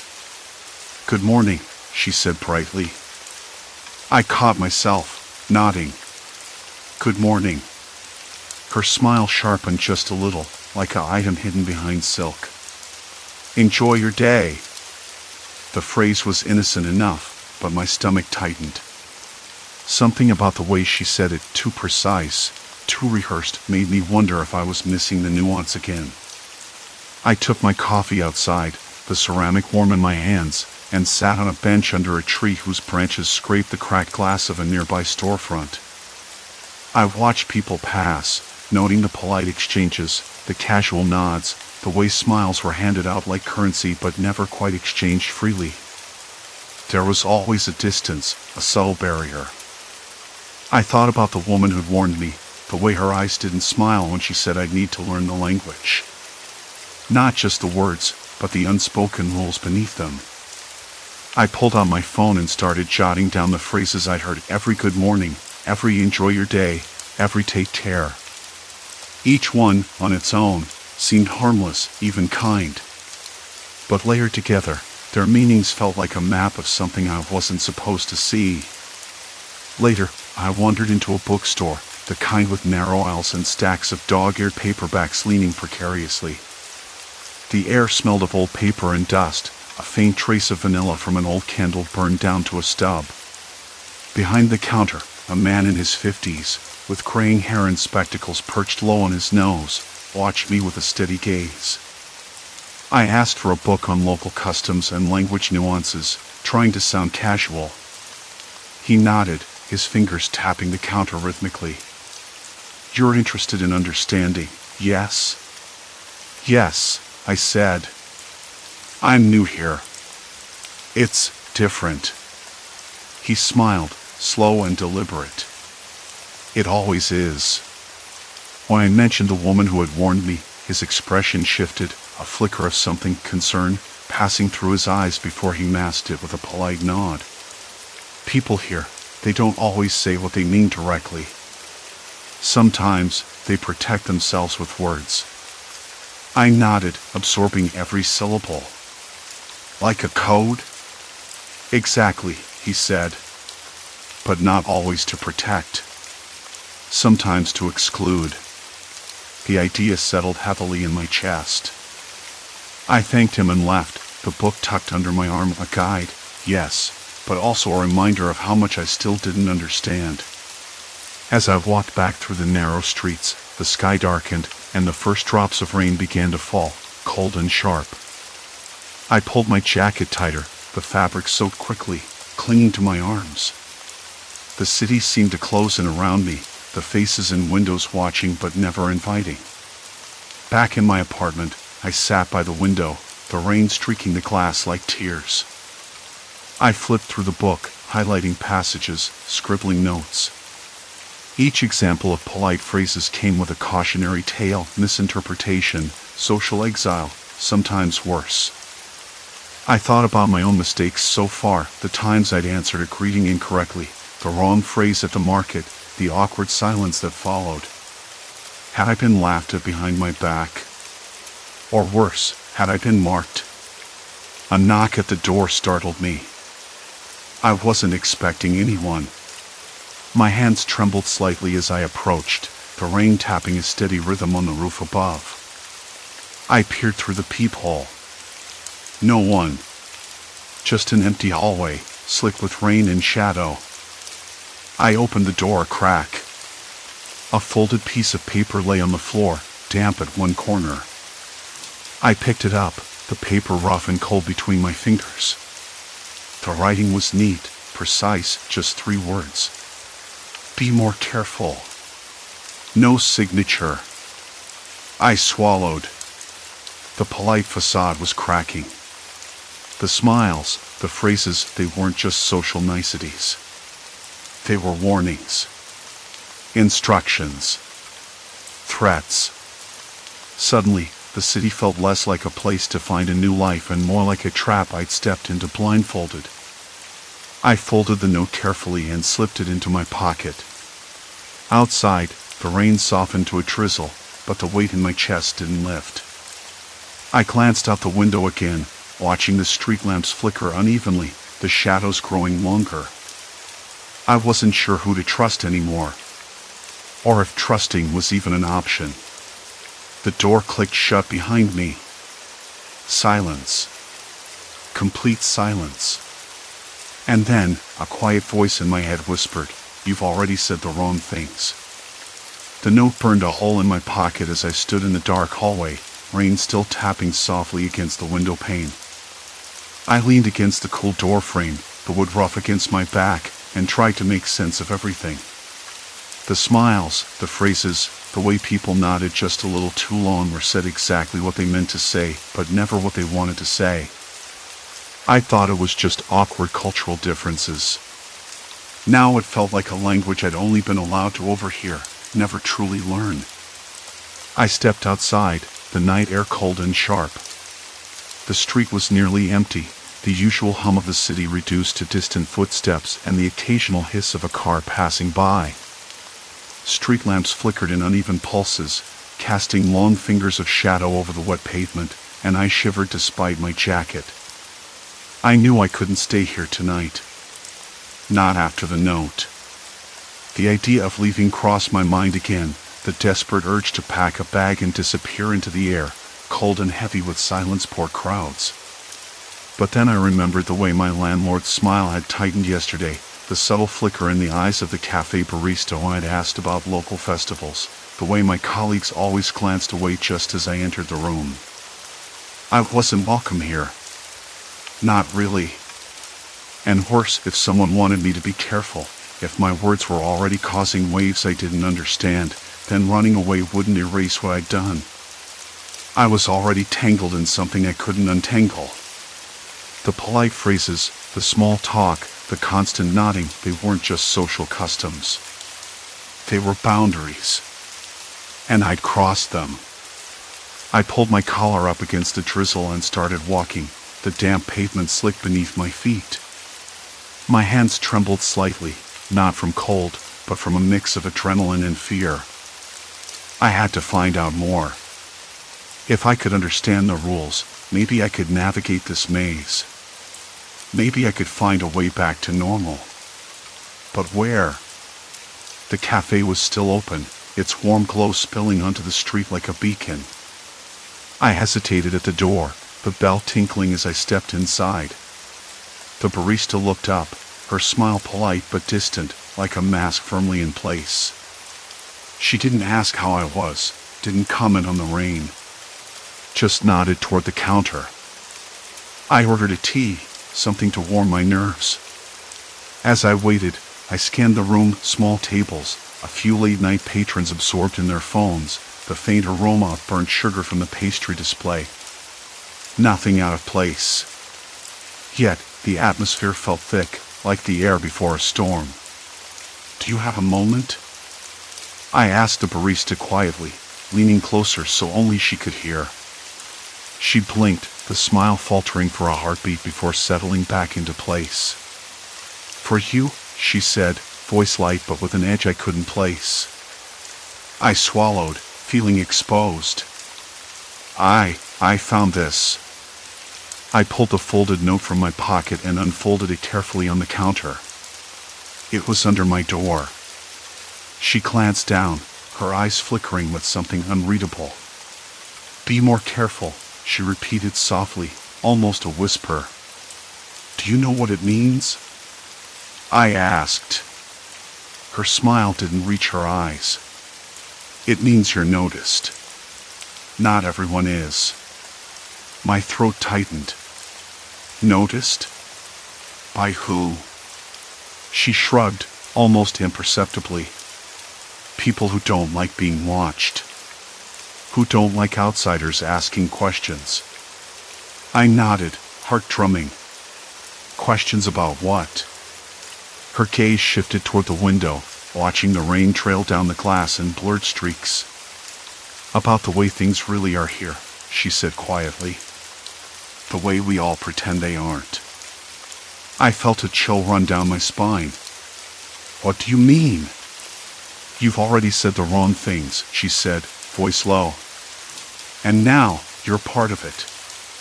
"Part of what?"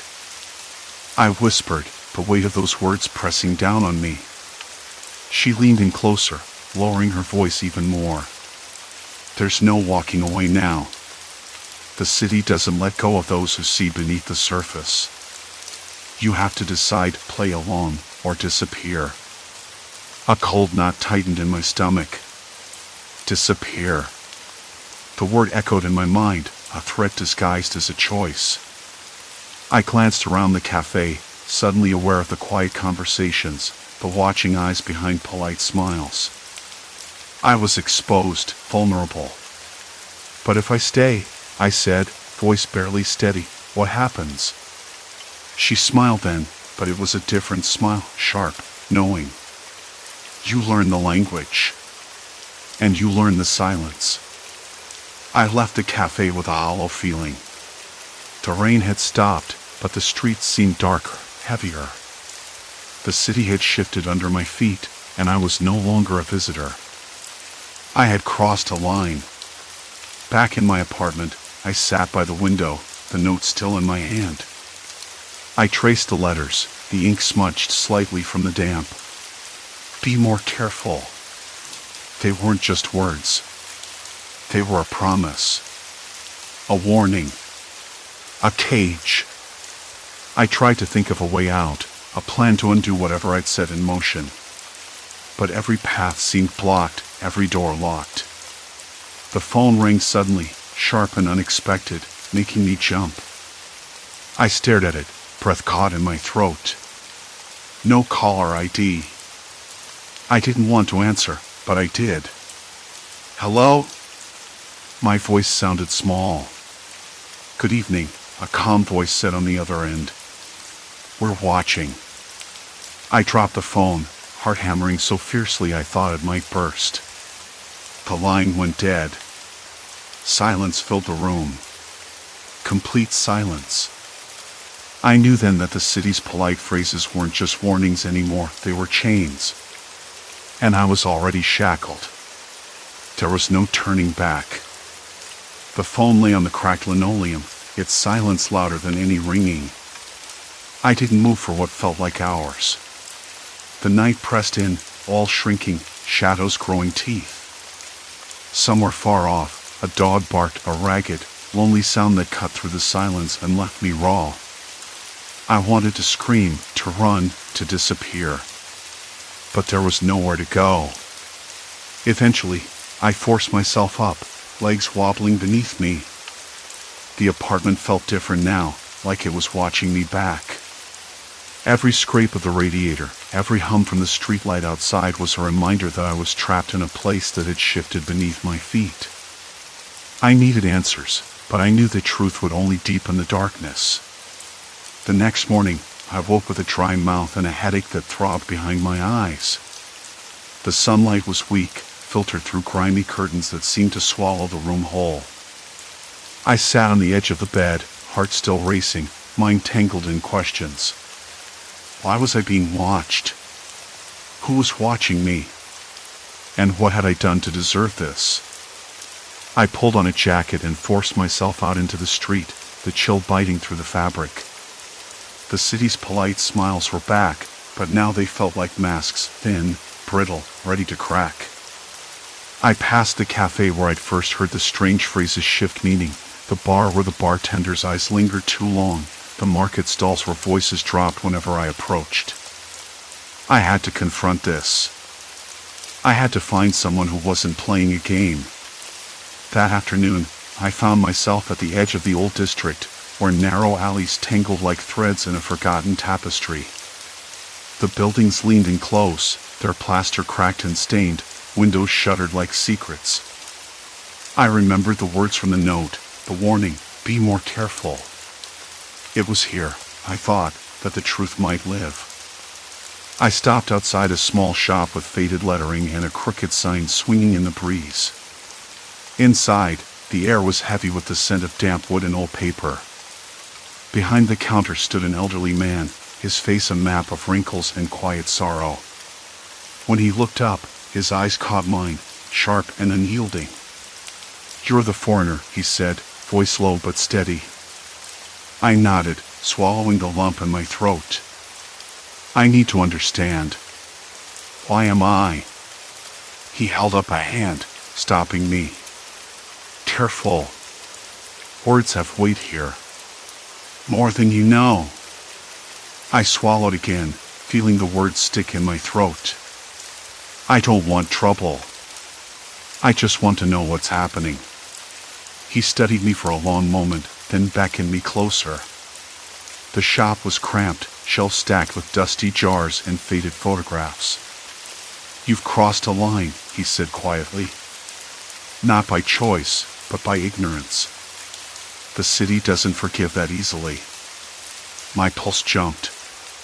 What line? He sighed, rubbing a hand over his stubbled chin.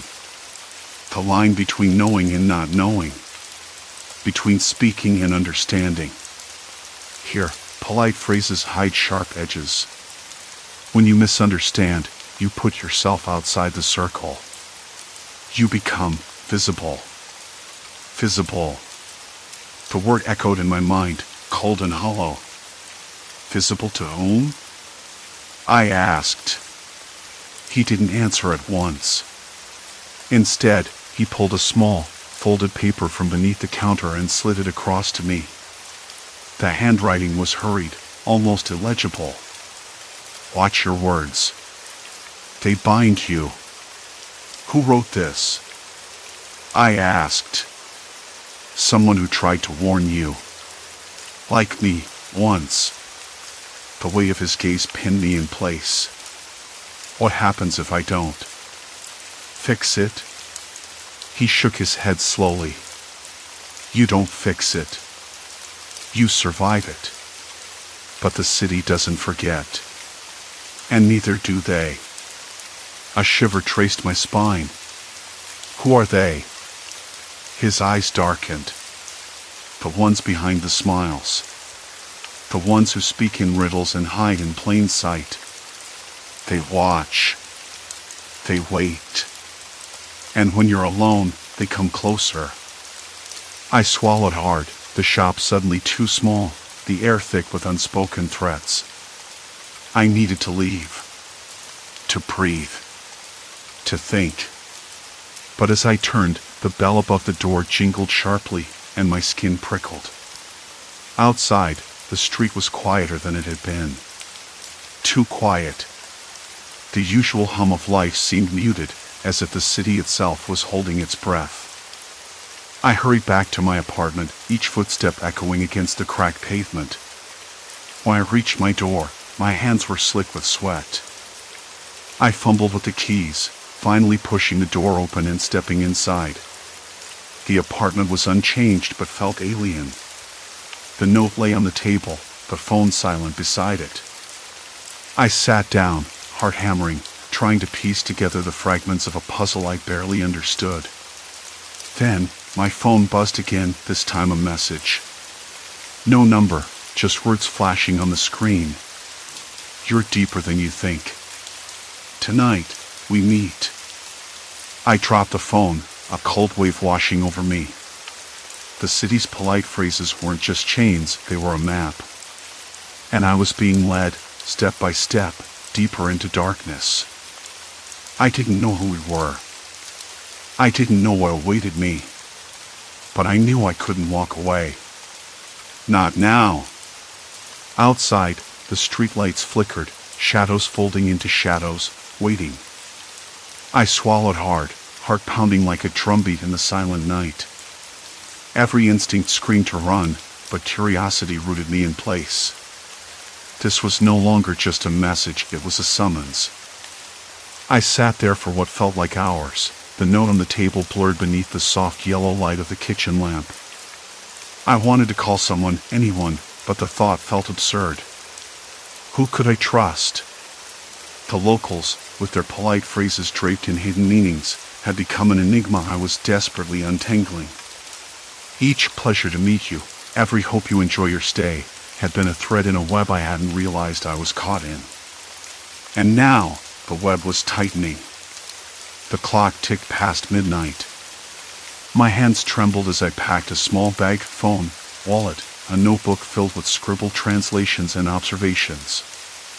I hesitated at the door, listening to the silence outside, which had thickened into something almost physical.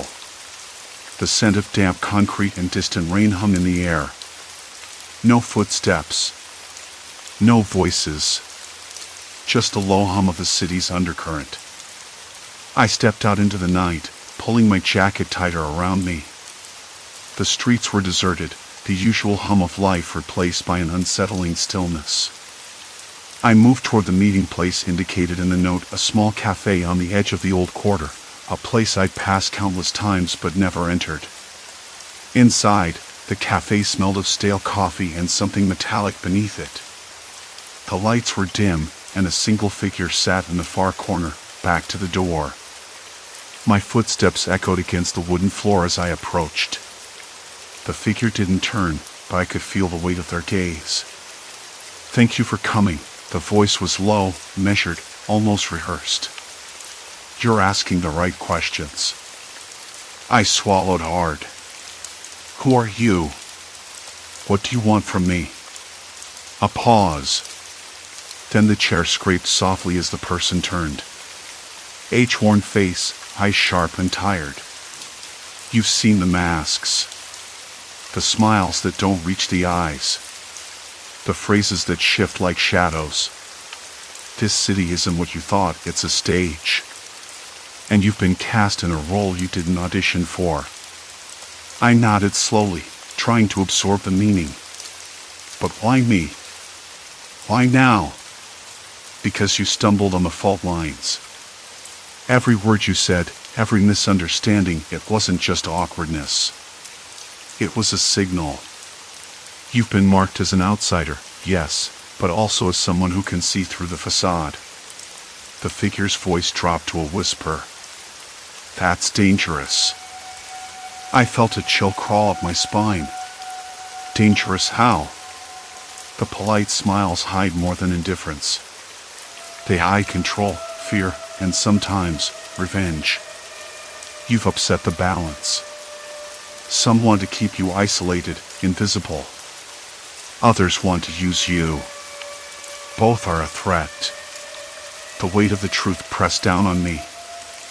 I thought of every conversation, every misplaced phrase, every polite nod that had felt wrong. I'd been navigating a minefield, blindfolded. What happens now? I asked. You decide. The figure stood, their movement deliberate. You can leave, pretend none of this happened. Or you can take the next step, understand the rules, and find your place. But know this, the city doesn't forgive mistakes easily.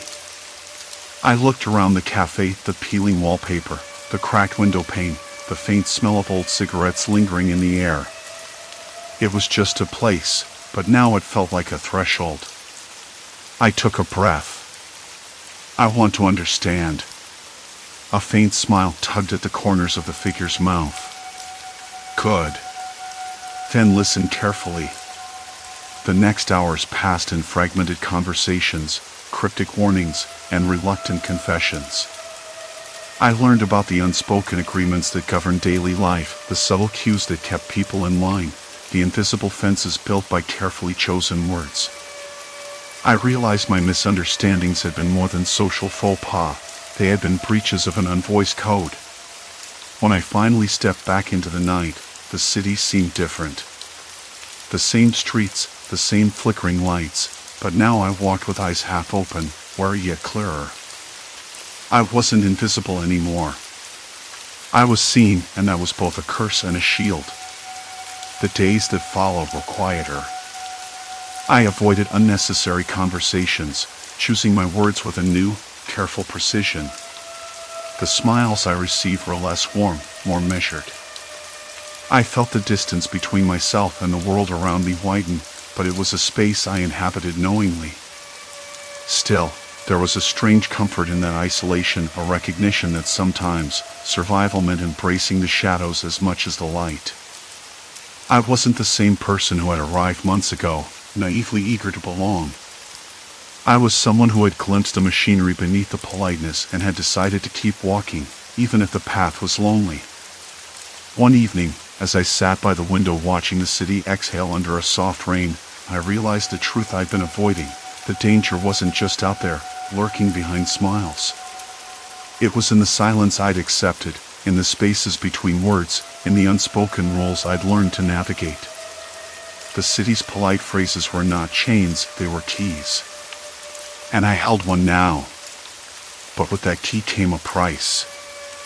A subtle, persistent unease that settled in the pit of my stomach, a reminder that every word spoken, every phrase uttered, could be a step toward connection or a step into deeper shadows. I thought about the message on my phone, the one that had pulled me into this night. You're deeper than you think. I wasn't sure if that was a warning or an invitation. Maybe it was both. I closed my eyes and let the rain wash over the glass. The city whispered beneath the storm, polite and inscrutable, waiting for the next move. And for the first time, I felt ready to play. Story 5, frozen in time, vanishing in a glitched town. The town didn't make much sense anymore. I was halfway through my usual 2-mile jog, the one I'd started 3 months ago to clear my head after too many late shifts at the diner. The sky was a dull gray, the kind that presses against your skin like damp wool. My shoes slapped the cracked pavement, each step kicking up the faint scent of wet leaves and something else, something metallic, sharp. I paused, breathing in, trying to place it. The air tasted cold and strange, like the moment before rain but without any clouds to promise it. The blue sedan sat there, engine off, windows rolled up, but it wasn't the car that caught my eye. It was the way it was positioned dead center on the curb, not quite parked, not quite abandoned. Like it had been dropped there, paused mid-motion. I blinked, looked away, then back. The tires hadn't moved. Not once. People around town were starting to notice weird things like that. Cars glitching in and out of place. Neighbors vanishing without a trace right after answering certain phone calls. I'd laughed it off at first. Small town paranoia, I told myself. But the unease had grown like a stain, spreading under the surface, darker each day. I jogged on, but the image stuck with me. I passed Mr. Cole's hardware store, where the neon sign buzzed and buzzed, flickering erratically. Inside, the aisles looked normal enough. I saw him, Mr. Cole, leaning over the counter, fixing something. He glanced up and gave me a nod, but his eyes seemed heavy, as if he was holding back a secret. Maybe he was just tired. That was easier to believe. By the time I reached the corner near the post office, I heard the first odd sound of the day, a phone ringing, sharp and insistent, from inside an alleyway I never thought much about. I stopped. The alley was narrow, squeezed between a bakery and an empty storefront plastered with peeling posters. The ringing came again, then stopped. I waited. Nothing. I should have turned away, but I didn't. I stepped in, the rough concrete walls close enough to feel clammy on my skin. I glanced down and saw a cracked cell phone lying on the ground, screen shattered but still lighting up with incoming calls. No owner in sight. That was the moment the hairs on my neck stood up. I bent down and picked it up. The screen flashed a notification, call from unknown. I stared at it, thumb hovering over the decline button, but curiosity won. I answered. Nothing. Silence. Then a faint click, like someone on the other end had hung up. My fingers trembled slightly as I ended the call. I pocketed the phone, telling myself I'd just stumbled on some kid's lost device. No big deal. But the strangest part came the next day. Mrs. Larkin wasn't home. Not even a note on her door. Just empty silence, the blue sedan still parked where it had been before. The mail piled up in a neat stack on her porch. I asked around. No one had seen her leave. No one knew when she'd last answered her phone. A few neighbors said they'd heard a strange call too, right before she disappeared. But no one wanted to say more. That night, I lay in bed, the phone buzzing softly beside me. Notifications from my own screen, messages I didn't remember sending, calls I hadn't made. My room smelled faintly of old paper and something else, something unplaceable and wrong. The shadows behind the curtains seemed too still, as if waiting. I knew I was being watched. Not the usual neighborhood watch or nosy eyes from across the street. This was different. It was precise, like a camera trained on me, zoomed in close, tracking every breath, every move. And the more I tried to ignore it, the tighter the pattern became. Like a web spun invisible but strong enough to trap whatever it caught. I wasn't sure who was weaving it, or why. But I knew I had to find out before I became just another missing piece. Outside, a dog barked somewhere far off. The streetlight flickered again. The blue sedan remained, waiting. The weight of the silence between me and that car stretched thin, taut as a wire ready to snap. My fingers tightened around the edge of the window frame. Every instinct screamed at me to move, to vanish into the maze of alleys behind the block, but I stayed rooted, anchored by something stubborn, a need to understand. From the corner of my eye, I caught a shadow shifting inside the sedan. The figure leaned forward slightly, hands barely visible on the steering wheel. No sudden movements, no flashing headlights, just stillness that felt deliberate, like a challenge. The engine hummed low, steady, a heartbeat in the night. I glanced down at my phone. No messages. No missed calls. Nothing but the dim glow of the screen reflecting back at me, as if it too was caught in this quiet trap. A breeze stirred the leaves on the sidewalk, carrying the faint scent of rain and asphalt. I exhaled slowly, trying to calm the rush of adrenaline. Whoever was inside the car wasn't making a mistake. Whoever it was, they wanted me to know they were there, and that waiting was part of the message. My eyes darted to the darkened storefronts lining the street. Empty, save for the occasional flicker of neon signs long since turned off. No one else around. No help if things went sideways. I knew then that this was no random encounter. The web had been cast with purpose and patience. And now, the question was whether I could pull free before it snapped tight. The car sat there, engine humming low, silent but insistent. I forced myself to step back, turning away to let the darkness swallow me whole. The weight of the night pressed down, thick and suffocating, but I couldn't stay frozen there. Not with that car waiting, still as a predator ready to spring, or maybe just watching. I pulled my jacket tighter around me and started walking. The sidewalk was uneven, crumbling in places, rough plaster flaking off the walls of shuttered shops, a tactile reminder that this town was falling apart in more ways than one. My phone stayed silent in my pocket. No messages. No calls. Nothing. The strange thing was, I kept glancing back. The car hadn't moved. It never did.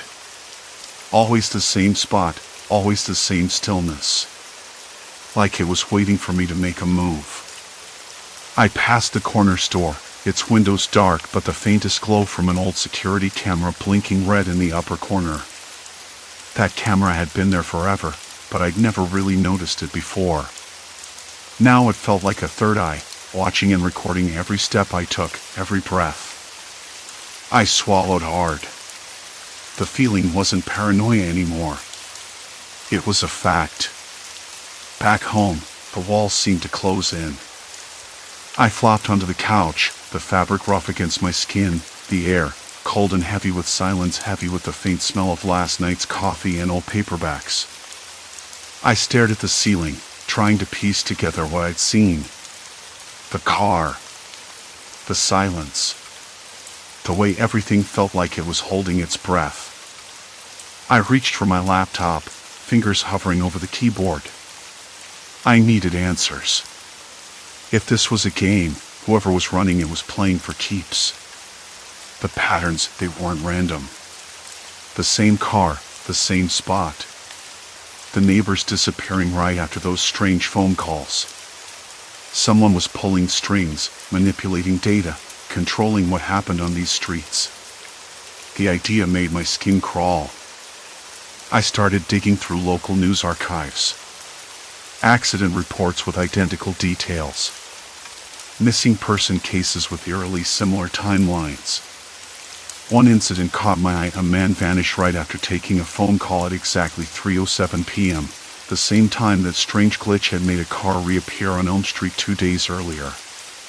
The article mentioned witnesses hearing a distorted voice on the line, but no one ever identified the caller. I jotted down names, dates, locations, trying to map out the connections. It felt like trying to solve a puzzle where half the pieces were missing, or worse, deliberately hidden. Later that day, I met up with Claire. She was the only person I trusted, sharp-eyed, skeptical, and stubborn enough to dig into things that made most people uncomfortable. We sat in her cramped kitchen, the smell of burnt toast mingling with the sharp tang of lemon cleaner. The fluorescent light buzzed overhead, casting a sickly glow on the chipped paint and cluttered counters.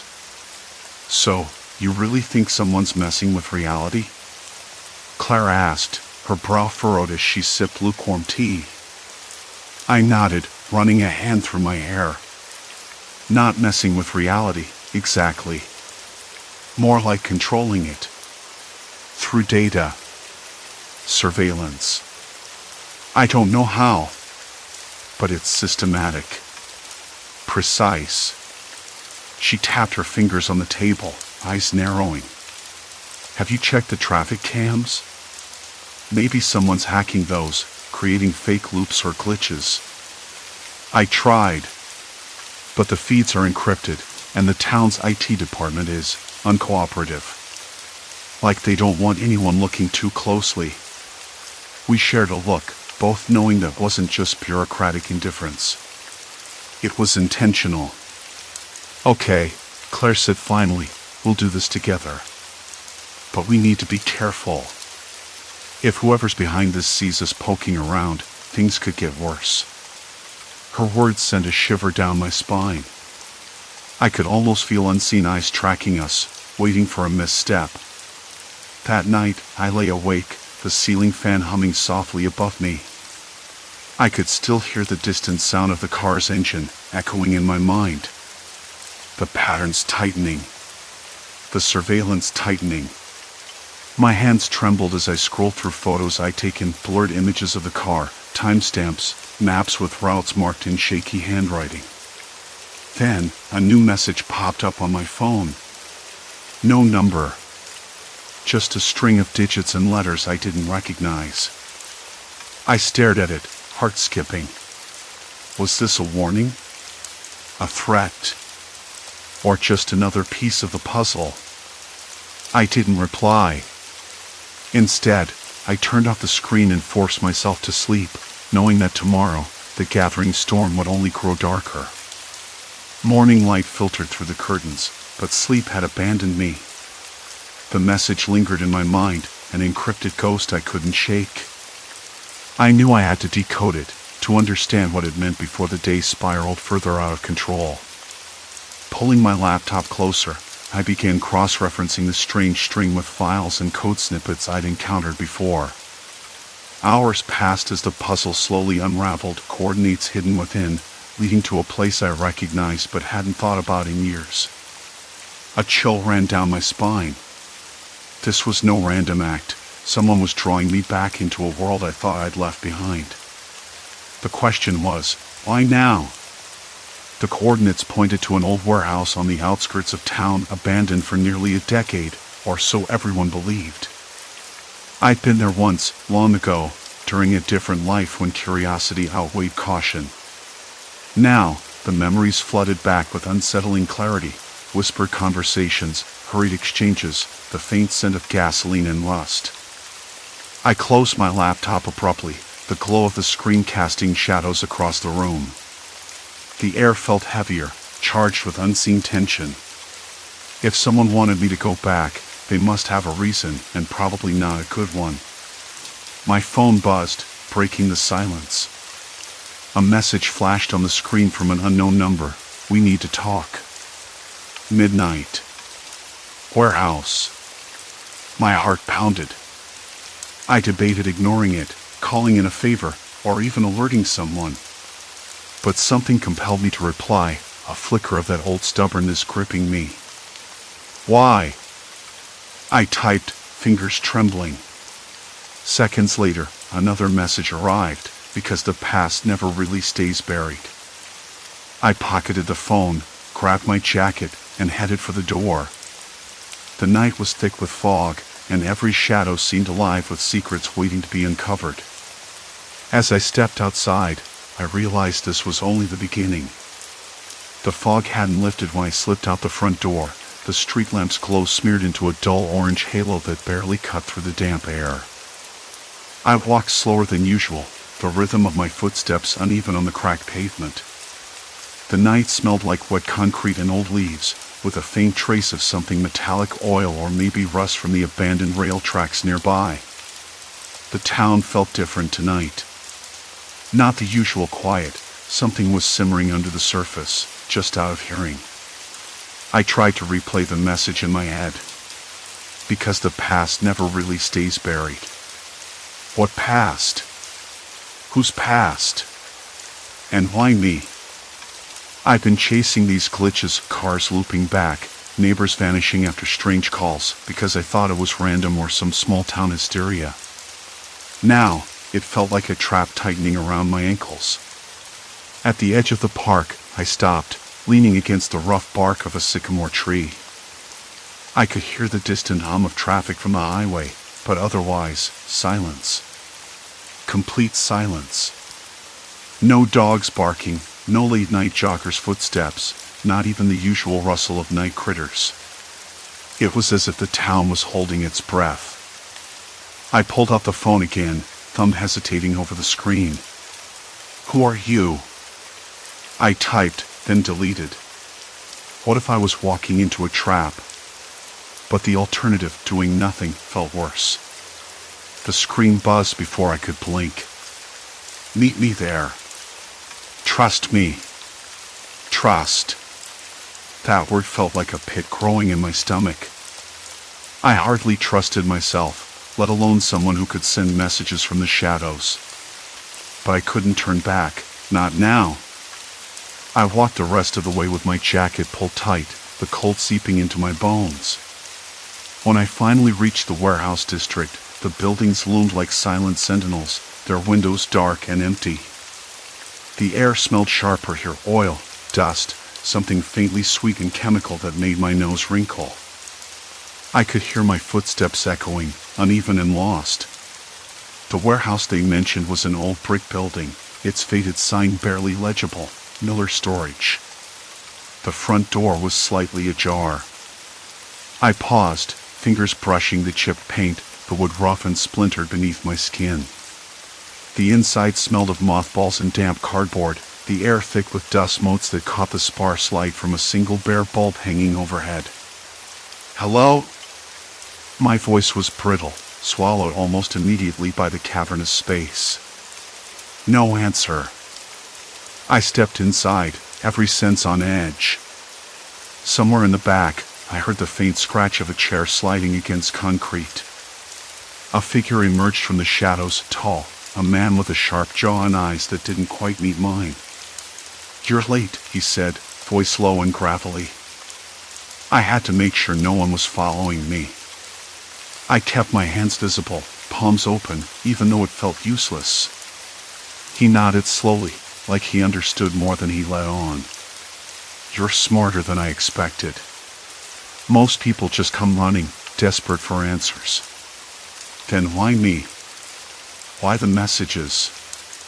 He glanced around, then leaned in close enough that I smelled the faint scent of coffee and cigarette smoke on his breath, though I doubted he'd lit one recently.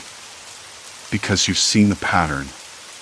The accidents, the disappearances, they're all data points. Someone's using the town like a chessboard, moving pieces in ways that don't make sense unless you're watching the whole game." I swallowed hard. Someone's manipulating reality? That's impossible. He shook his head. Not reality. The data about reality. The information that shapes decisions, behaviors, expectations. When you control the data, you control what people think is possible. The idea dug into my mind, sharp and unwelcome. It made sense, in a twisted way. If you could monitor every call, every movement, every transaction, and then feed false information back to the people living there, you could steer their actions. Create accidents that looked like mistakes but were anything but. But why? Who's behind it? He hesitated. Think bigger than one person. Corporations, government agencies, private firms. They all want control. This town is just a test site. I wanted to laugh, but the weight in my chest stopped me. The thought of my neighbors disappearing, my friends caught in glitches, all because some faceless entity was running simulations, it was too real. Too cruel. "Can I get out?" I asked, voice cracking. He looked at me with something like pity. "Once you see it, you can't unsee it. The cameras, the sensors, they're everywhere. Your phone, your car, the streetlights. Even your own devices are reporting back. It's not just surveillance. It's manipulation. Escape isn't leaving town. It's breaking the system. And no one's done that yet. A cold sweat broke out across my back. I thought of my apartment, the routes I took every day, the people I trusted. Every step, every choice, watched and nudged invisibly. The web was tighter than I'd imagined. Why tell me this? I demanded. Because you're close, he said, voice dropping to a whisper. You've found patterns no one else has. And they're starting to notice. If you don't act, you'll disappear too. Or worse, become part of the data they use to trap others. I took a shaky breath. The room felt smaller, the shadows closing in. So what now? He reached into his pocket and pulled out a small, battered USB drive. This has encrypted files, logs, maps, codes. Everything you need to start unraveling it. But once you have it, there's no going back. I stared at the device, the plastic scuffed and worn. It felt heavier than it looked. And if I refuse, you won't get another chance. His eyes locked on mine. They're already watching. The words sank into the silence, thick and suffocating. I could hear the faint hum of a security camera somewhere in the rafters, its red light blinking steadily. I pictured those lenses tracking me, the invisible eyes that knew my every move. I pocketed the USB, fingers trembling. I'm in. He nodded once, then stepped back into the shadows, vanishing as silently as he'd come. The warehouse door creaked shut behind him, leaving me alone with the cold, the dust, and the weight of what I'd just agreed to. Outside, the fog had thickened. The street lamp flickered, then died, plunging the alley into darkness. I realized then there was no turning around. Not anymore. The data wasn't just watching, it was waiting. And I was the next piece to move. The warehouse door groaned shut behind me, and the cold settled into my bones like a slow, unwelcome guest. I stood there, barely breathing, listening.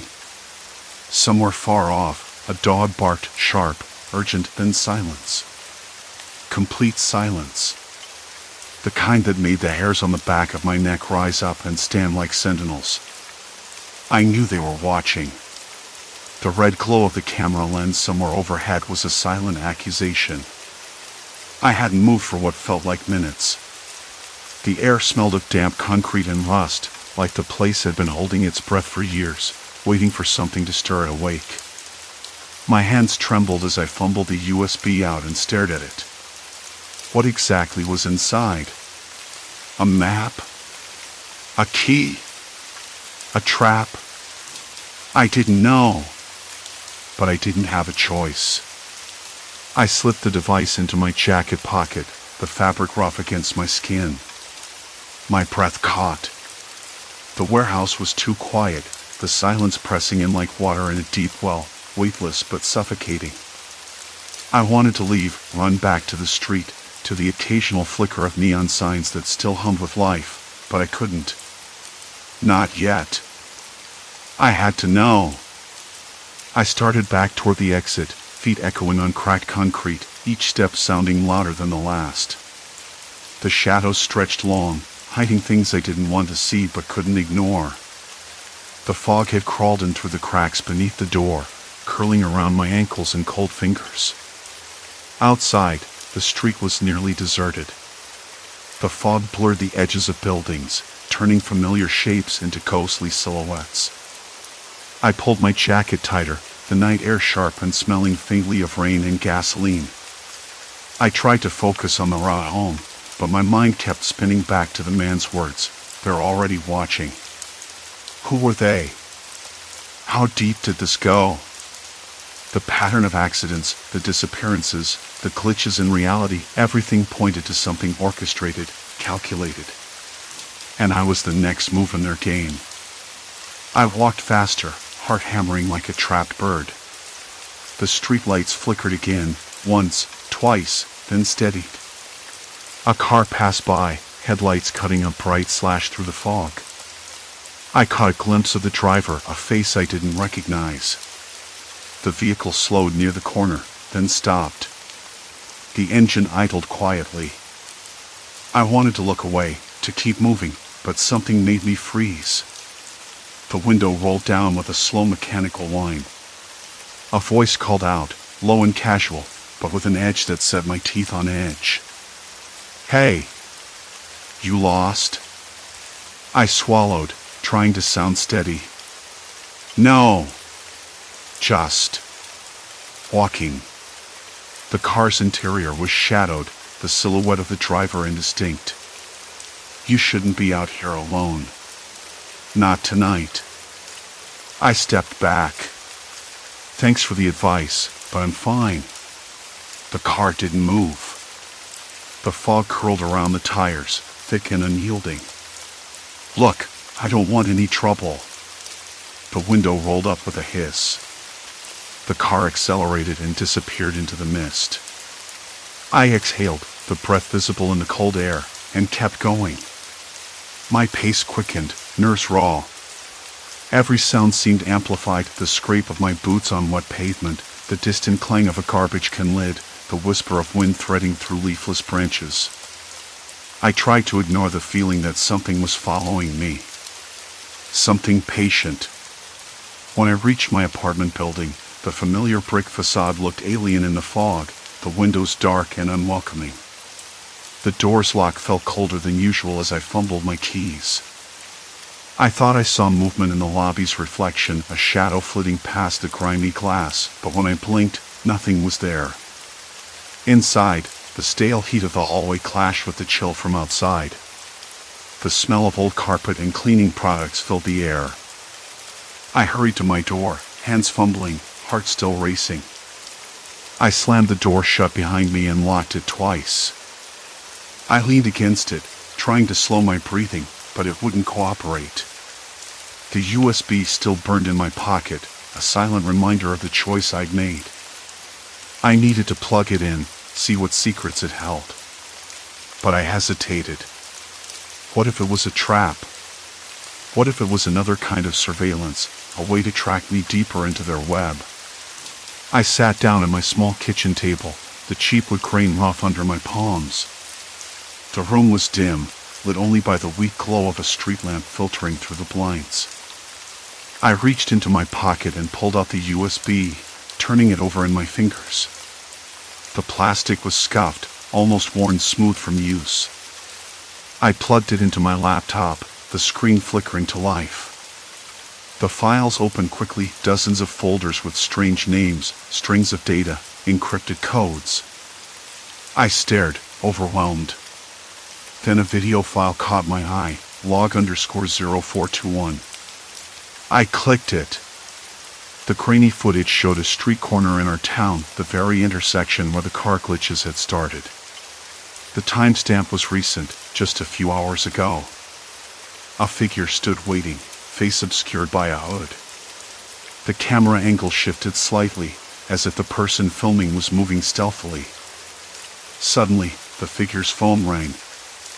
I recognized the ringtone immediately, the same eerie, mechanical chime I heard on the night the neighbors vanished.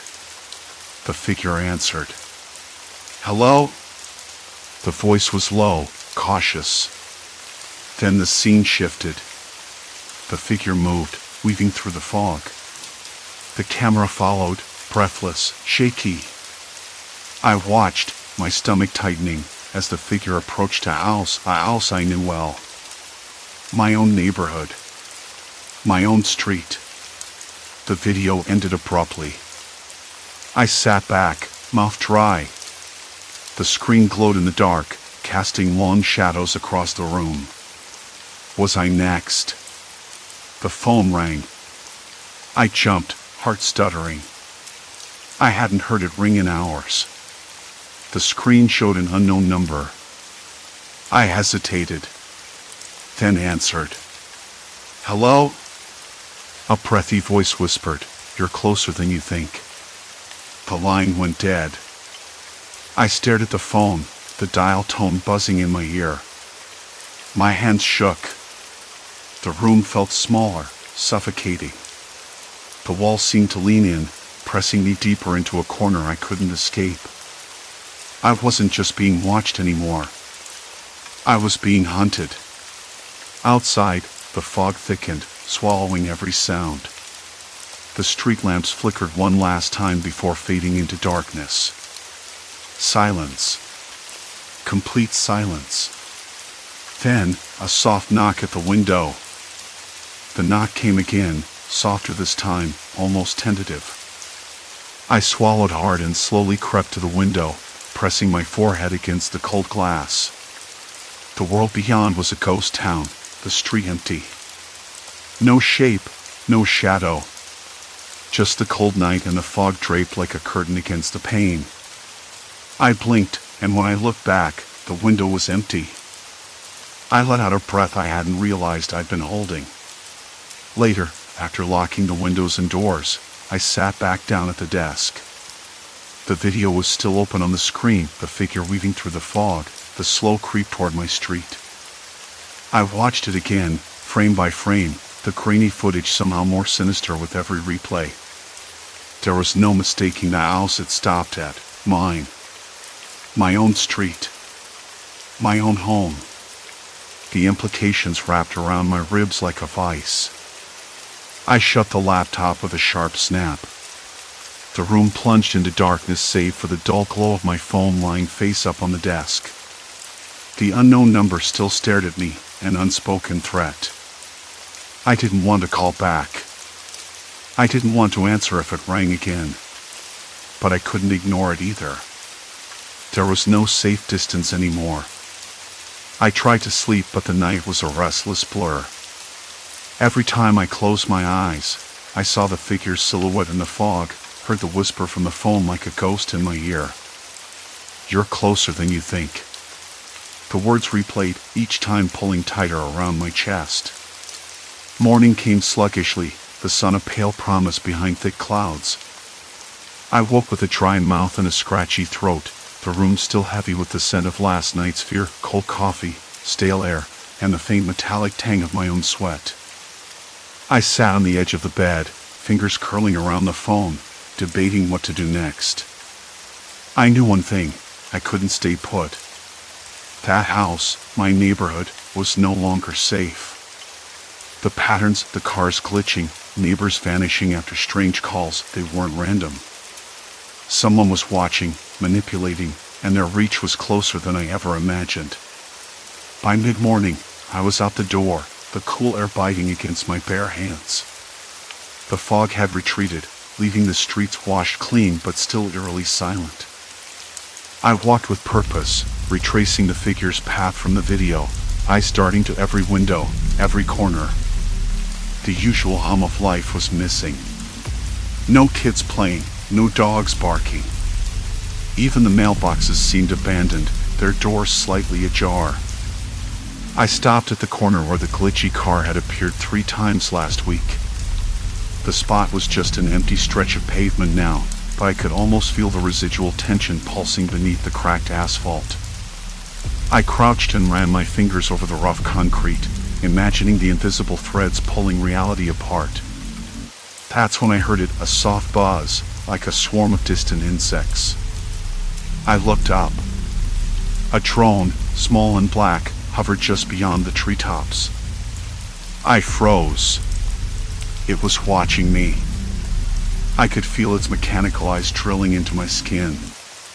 The city had cameras everywhere, but this was different, too deliberate, too focused. I moved quickly, ducking into an alley and scanning for a place to hide.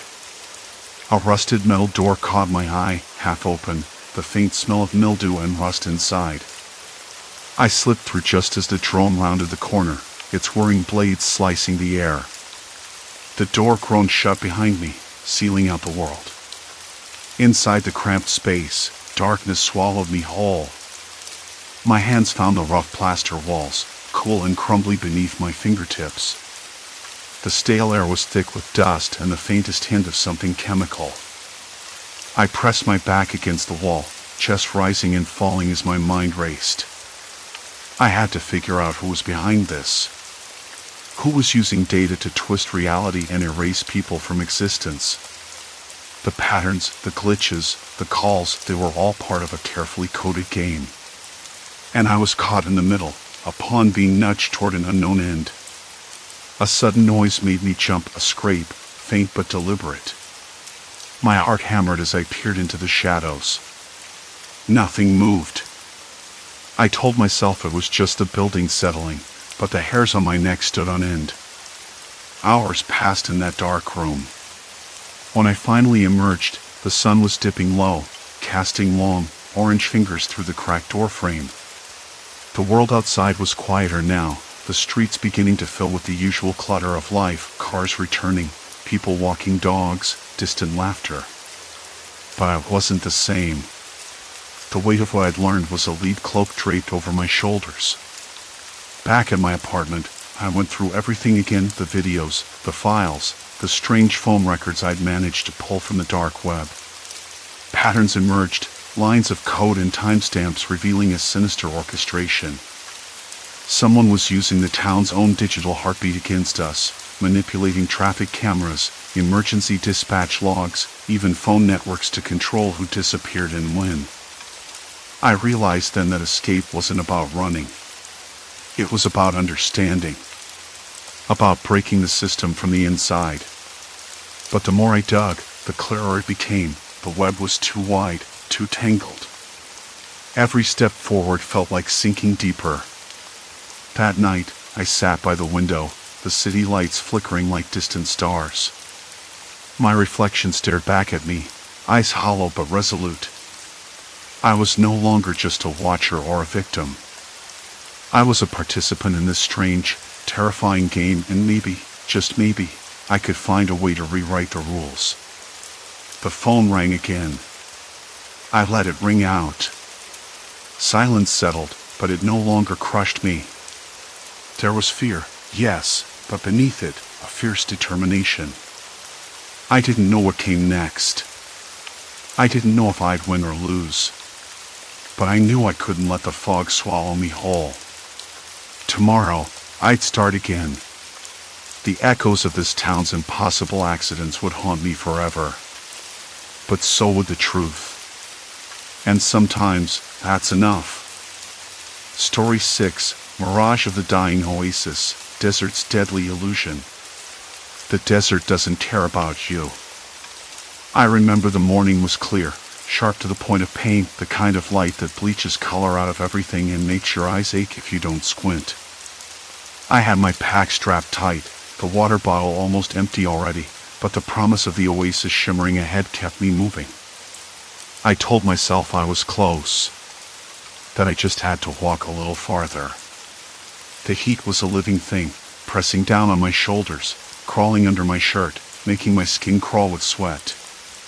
The wind was dry, carrying the faint, dusty smell of cracked earth and something else, something faintly metallic, maybe, or like old tin cans buried under sand.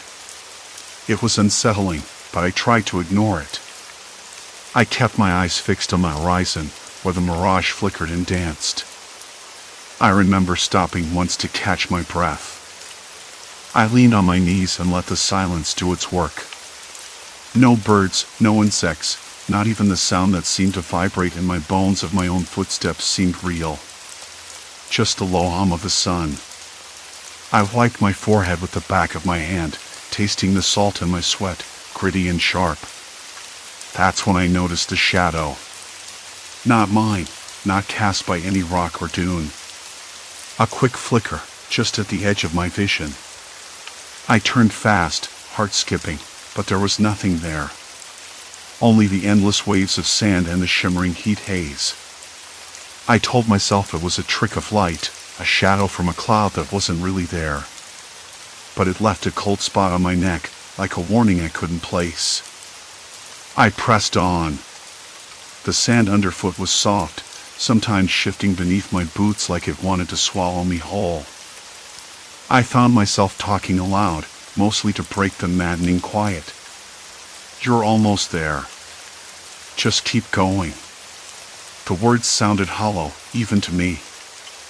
I know how that sounds, but when you're alone out here, talking to yourself is better than silence. After a while, the mirage changed. The oasis seemed closer, the water glistening like glass, palms swaying in a breeze I couldn't feel. It looked real enough to reach out and touch. I stumbled forward, desperate, parched. My throat was raw, and every step felt heavier. Then it moved. It shifted back, just beyond the ridge I was climbing. I blinked hard, but it was still there, always retreating, always just out of reach. I started to question myself. Was I imagining it? Or was the heat playing cruel tricks? My hands trembled as I pushed myself up the last slope, heart thrumming so loud I thought it might burst. The top of the dune was empty. Nothing but sand stretching out like some endless sea. No oasis. No water. Just the harsh sun and the dry wind biting at my skin. I sank to my knees, tasting blood on my lips where I'd bitten them without noticing. I felt the first real sting of panic then, cold and sharp beneath the heat. I tried to steady my breathing, but my mind was already turning over, chasing shadows. I told myself I wasn't lost. I told myself I just needed to rest. But the desert has a way of making you doubt everything, your senses, your thoughts, even your own memory. That's when I heard it, the faint sound of footsteps. Quiet, irregular, like someone stumbling through the sand. I froze, every nerve on edge. The sound stopped. Silence again. I called out, voice cracking. Hello? Is someone there? No answer. Just the wind and the endless, empty space. I felt eyes on me, but I was alone. Or so I thought. I looked around, scanning the dunes, shadows stretching long in the late afternoon light. My skin prickled. Was someone watching me? Or was it just the desert playing with my mind, turning loneliness into fear? I wanted to believe it was nothing. That I was just tired, dehydrated. But the feeling stuck like a splinter under my skin. The sun sank lower, and the temperature dropped suddenly, the air losing its heat as the desert began to cool. The oasis flickered again, just at the edge of my vision, a ghostly shimmer against the fading light. I blinked, but this time it didn't move away. It stayed there, teasing me with the promise of relief I couldn't reach. I stood up, hands on my knees, trying to shake off the creeping dread. The desert was endless, and so was the chase. I had to keep moving. I had to find water before the night came.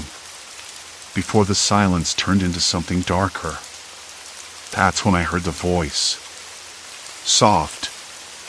Almost a whisper tarried on the wind. My name. Said so quietly I wasn't sure I'd heard it right. I spun around, heart hammering, but the desert was empty. Just sand and sky in the fading light. Who's there? I called again, voice rough and uncertain. No answer. Only the desert, waiting. I forced myself to take a shaky breath and keep walking, each step heavier than the last. The voice, whether real or a trick of my mind, lingered like a shadow at the edge of my senses. The horizon blurred as the sun dipped lower, and the cold began to seep into my bones. I couldn't let fear paralyze me. Somewhere ahead, there had to be a sign, water, shelter, anything. But the desert offered nothing but silence, and the growing weight of solitude pressed down harder with every passing moment. I pushed forward, eyes scanning the empty expanse, hoping for a flicker of life. The night pressed down like a weight, cold and unyielding. And then, there it was again. That whisper.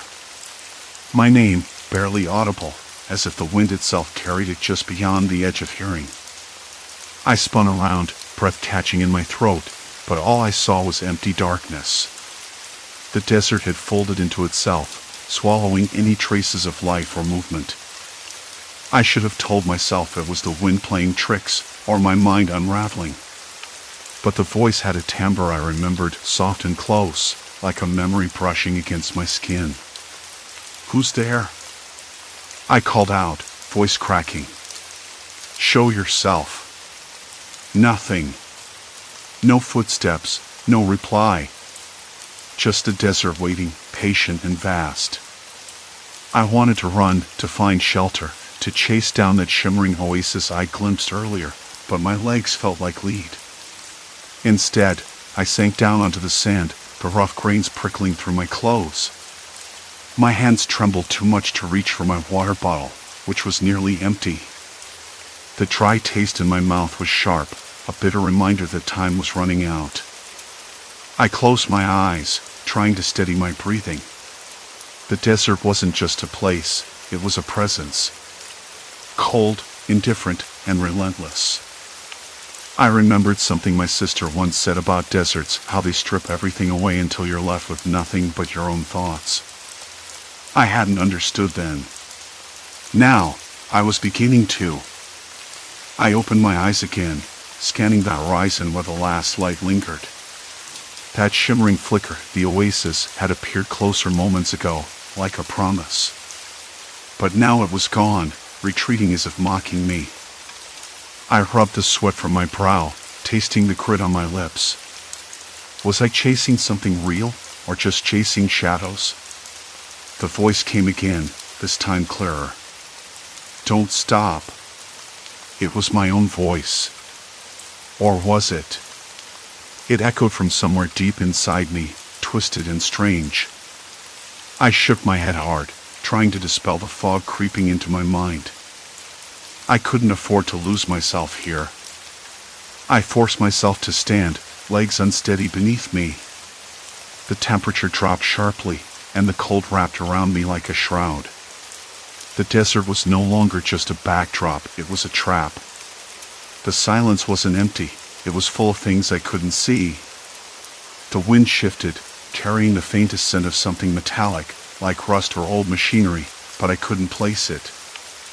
I took a few steps forward, then stopped. There. A shadow, or maybe just a trick of the light, moved at the edge of my vision. I whipped my head around, heart thudding against my ribs, but there was nothing. At least, nothing real. The ground beneath me was uneven, broken by unseen crevices and rocks hidden beneath the sand. I stumbled once, catching myself with a harsh breath. The desert was punishing every misstep.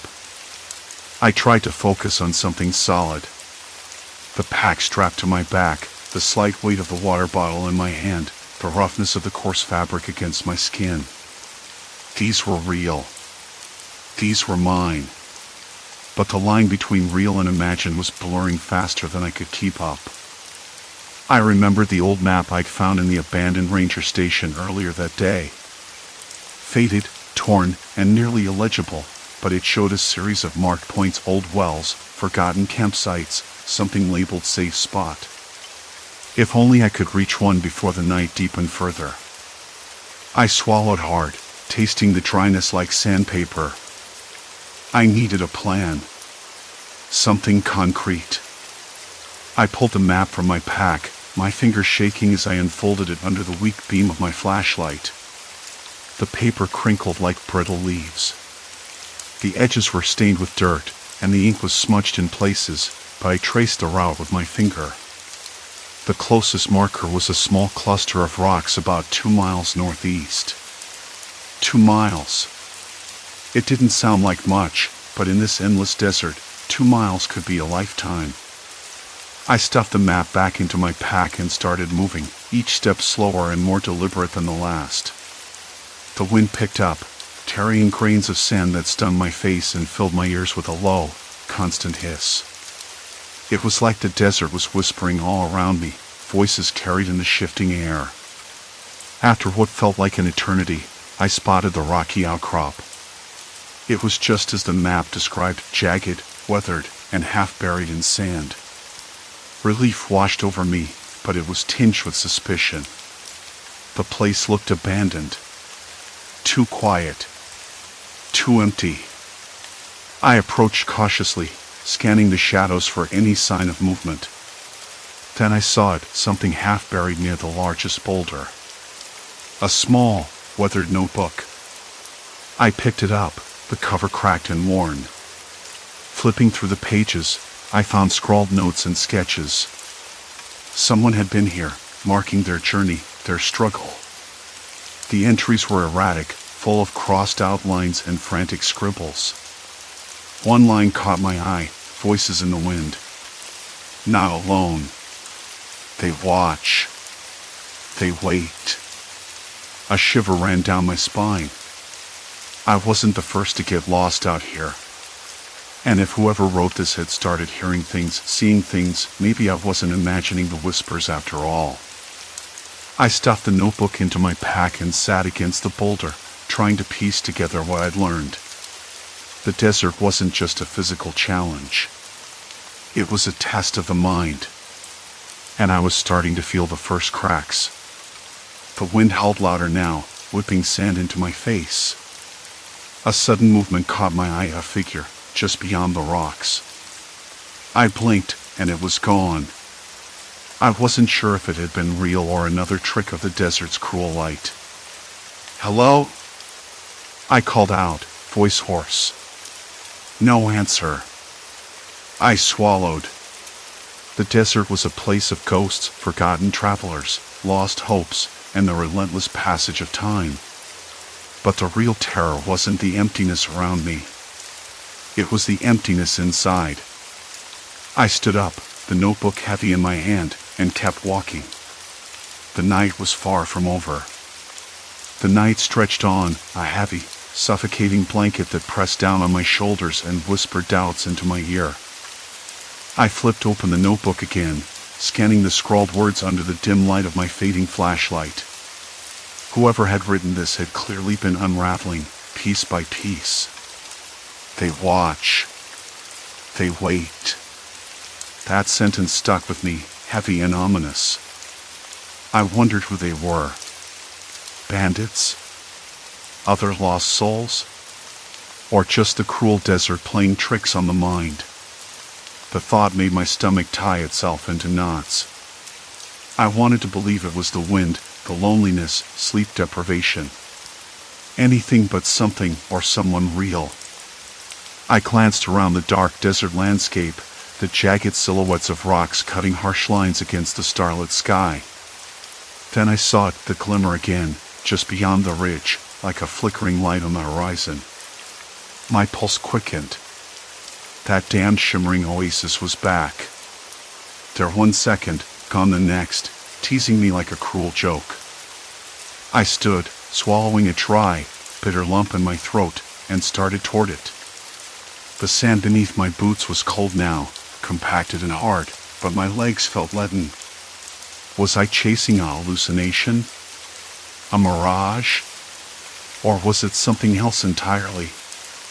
The notebook had warned me about illusions, but it also suggested something darker, how the mind could break down here, turning harmless images into threats. I shook my head. No. Not now. Not after everything.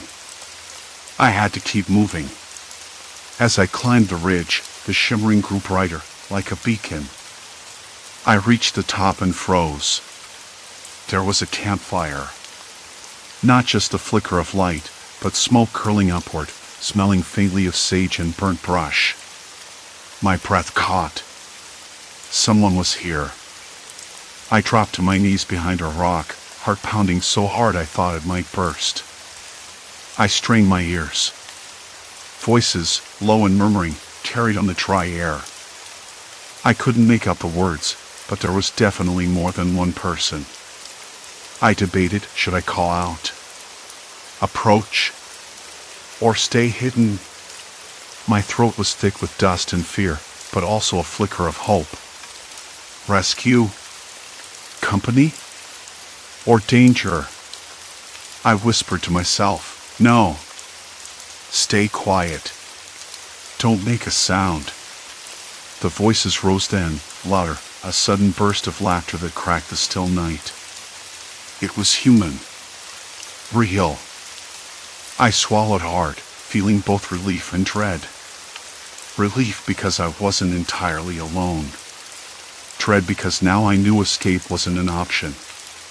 If those people had stumbled on this place before me, if they were still out there, then the desert wasn't just a physical prison but a psychological one too. And I was trapped. I backed away slowly, careful not to disturb the sand or rocks beneath me. As I slipped back down the ridge, I caught a glimpse of a figure stepping out into the firelight, a man, his face gaunt, eyes wild. He looked right at me, and for a moment, our eyes locked. I blinked. He vanished. Or had he? The dread that had settled over me moments before deepened. This wasn't a mirage. It was a warning. I forced myself to keep moving, putting distance between me and the campfire, but the desert had other plans. The shimmering oasis appeared again, farther now, but unmistakable. I stumbled toward it, desperation clawing at my chest. The notebook's warnings echoed in my mind, but I pushed them down. I needed water. Needed to believe. That's when the whispers started. Soft at first, a barely audible murmur carried on the wind. Then louder, more insistent. Names. My name. Calling me. I spun around, eyes wide, heart hammering, but all I saw was the empty desert, stretching endlessly in every direction. I gripped the notebook tighter. It's just the wind, I told myself. Nothing more. But the whispers grew louder, overlapping voices, impossible to ignore. Come back. You belong here. They watch. I staggered, fighting the urge to collapse. The desert was no longer just a place, it was a presence, an entity feeding on my fear and isolation. I sat down hard on the sand, head in my hands. The cold night air bit into my skin, but I barely noticed. My mind was unraveling faster than I could keep up with. Then I heard a different sound, a faint tapping, rhythmical, deliberate. I looked up. There, not 10 feet away, was a small pile of stones arranged in a crude item, pointing east. A sign? A message? Or just another trick? I debated following it.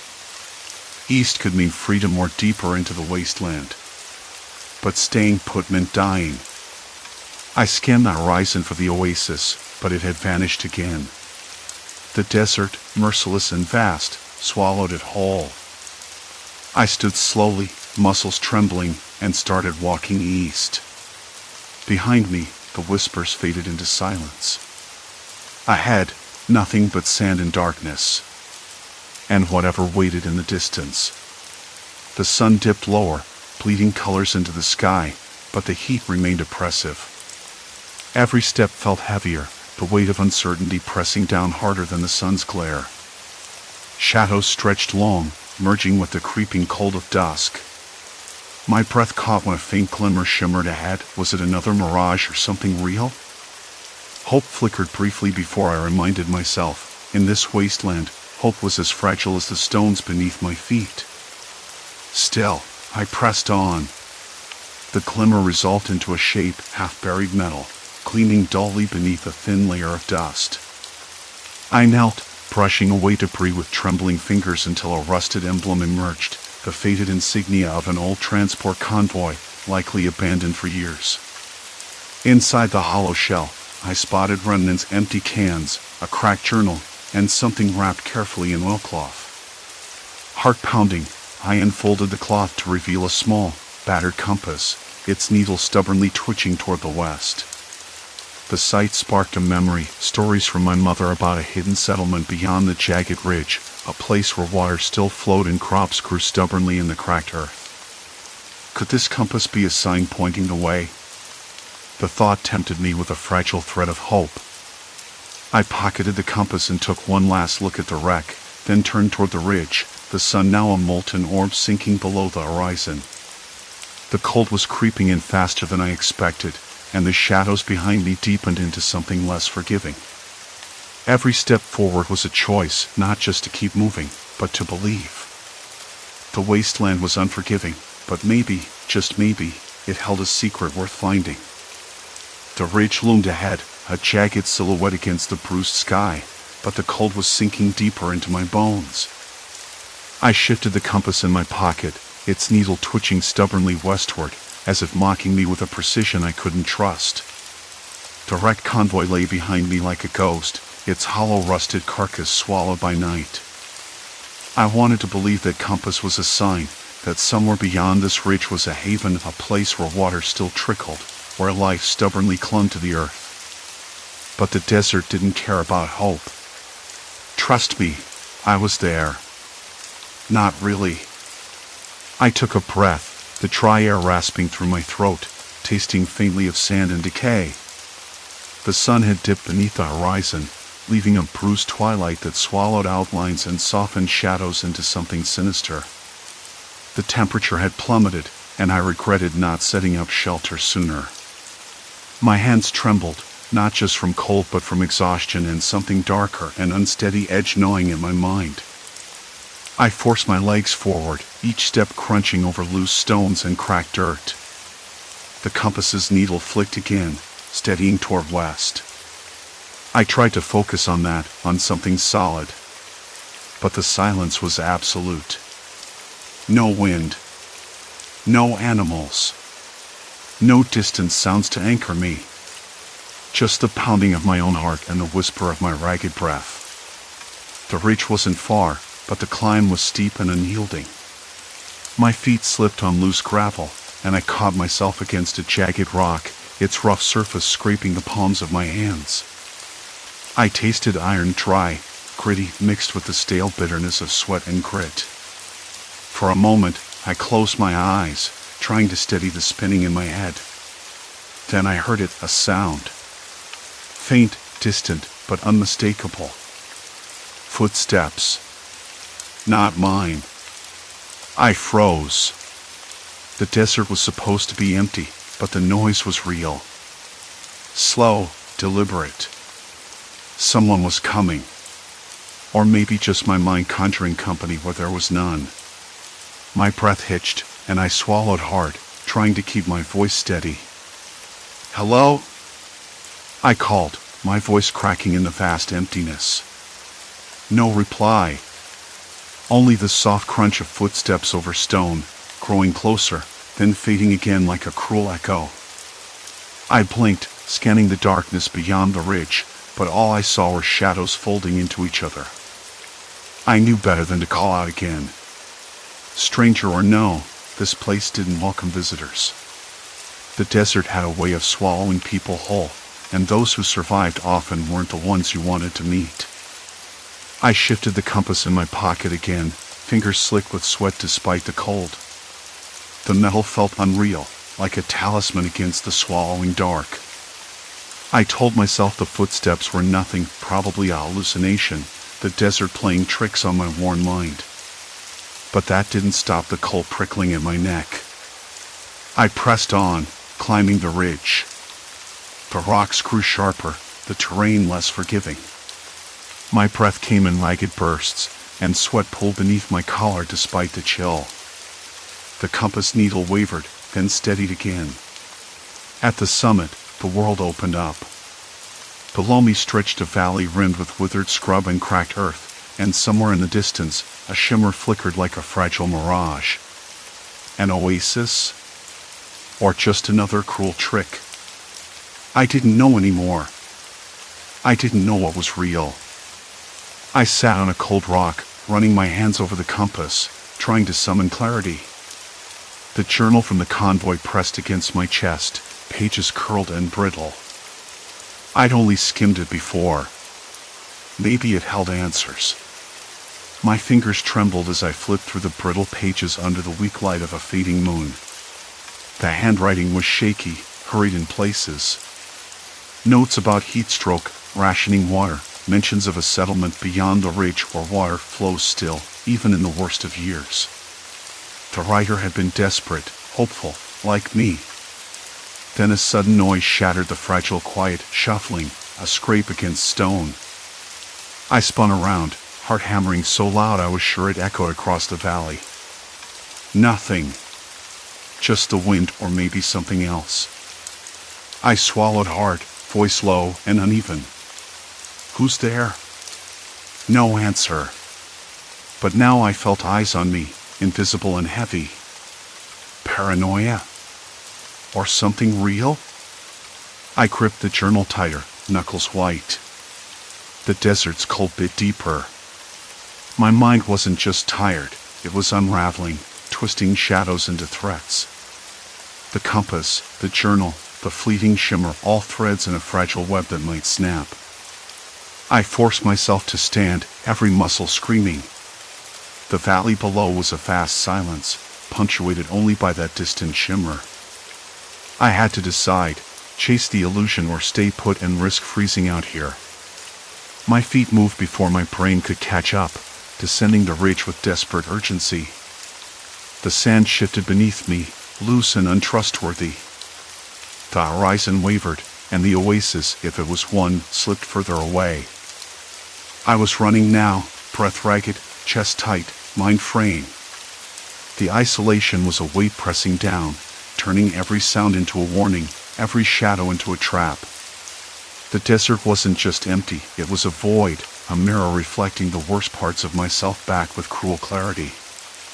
Then, from the corner of my eye, something flickered, a figure, just beyond the shimmer. A person? Or a trick of the dim light that cast long, dancing shadows? I stopped dead, heart leaping, mouth dry. Hello? No answer. The figure vanished, swallowed by the night. I should have felt relief. Instead, a cold knot of terror tightened in my stomach. I knew the desert wasn't done with me yet. It was testing me, breaking me down. I sank to my knees, the sand gritty against my palms, and glanced once more at the compass. West. Always west. The journal slipped from my grasp. Pages fluttered open, revealing a hastily scrawled note I hadn't noticed before. If you find this, don't trust what your eyes tell you. The desert lies. Only the mind is true. I laughed, bitter and hollow. The desert lies. Maybe that was the truth I'd been avoiding. Above me, the stars were sharp and cold, indifferent to a lone soul chasing ghosts. I stood, wiping grit from my mouth. The night was far from over. And whatever waited in the dark wasn't just the desert. It was myself. The sun had dropped below the horizon hours ago, but the desert's heat still clung to my skin like a second layer, sticky, unforgiving. I sank down onto the coarse sand, every grain pressing sharp against my knees through my thin pants. A dry wind whispered past, carrying the faint scent of dust and something vaguely metallic, like rusted iron. I tasted grit on my lips and flicked sand away from my mouth. My throat was a desert within the desert, cracked and raw. I could still see it, a shimmer just beyond the next dune, where the moonlight caught the heat waves in the air and painted them silver. That damned oasis. It flickered, a promise that stretched just beyond reach. The more I chased it, the more it slipped away, like a cruel joke drawn in Mirage. I closed my eyes. The desert was silent except for the wind and my ragged breath. Silence. Complete silence. It pressed on my mind, thick and heavy. I couldn't trust what I saw anymore. The hallucinations had grown worse, each vision twisting into something darker. Not monsters or ghosts, no, the terror was human. The isolation clawed at the edges of my reason, turning shadows into threats, shaping empty space into cages of dread. I opened my eyes and scanned the horizon. Movement. Figures. At first, I thought the heat was playing tricks again. But no, there, near the ridge, two shapes. People. My heart stuttered, a sudden rush of hope that almost knocked the breath out of me. I called out, voice rough and raw, cracking with desperation. "Hey! Please! Anyone!" No answer, just the wind carrying my voice away, broken and thin. The figures dissolved into the night as if they had never been real. My hands trembled. The desert had become a cruel puppeteer, pulling at strings I didn't know I had. Hours later, I stumbled on something hard buried under the sand. I dropped to my knees and brushed away the grit. A half-buried, sun-bleached bottle. I held it up to the moonlight, watching the faint gleam bounce off the glass. Inside, a scrap of paper curled like a dried leaf. I pulled it out with fingers numb from cold and exhaustion. The ink was faded, but the words were still legible. Water 3 miles east. Follow the ridge. 3 miles. I'd heard that promise before, whispered by the desert in 1,000 forms.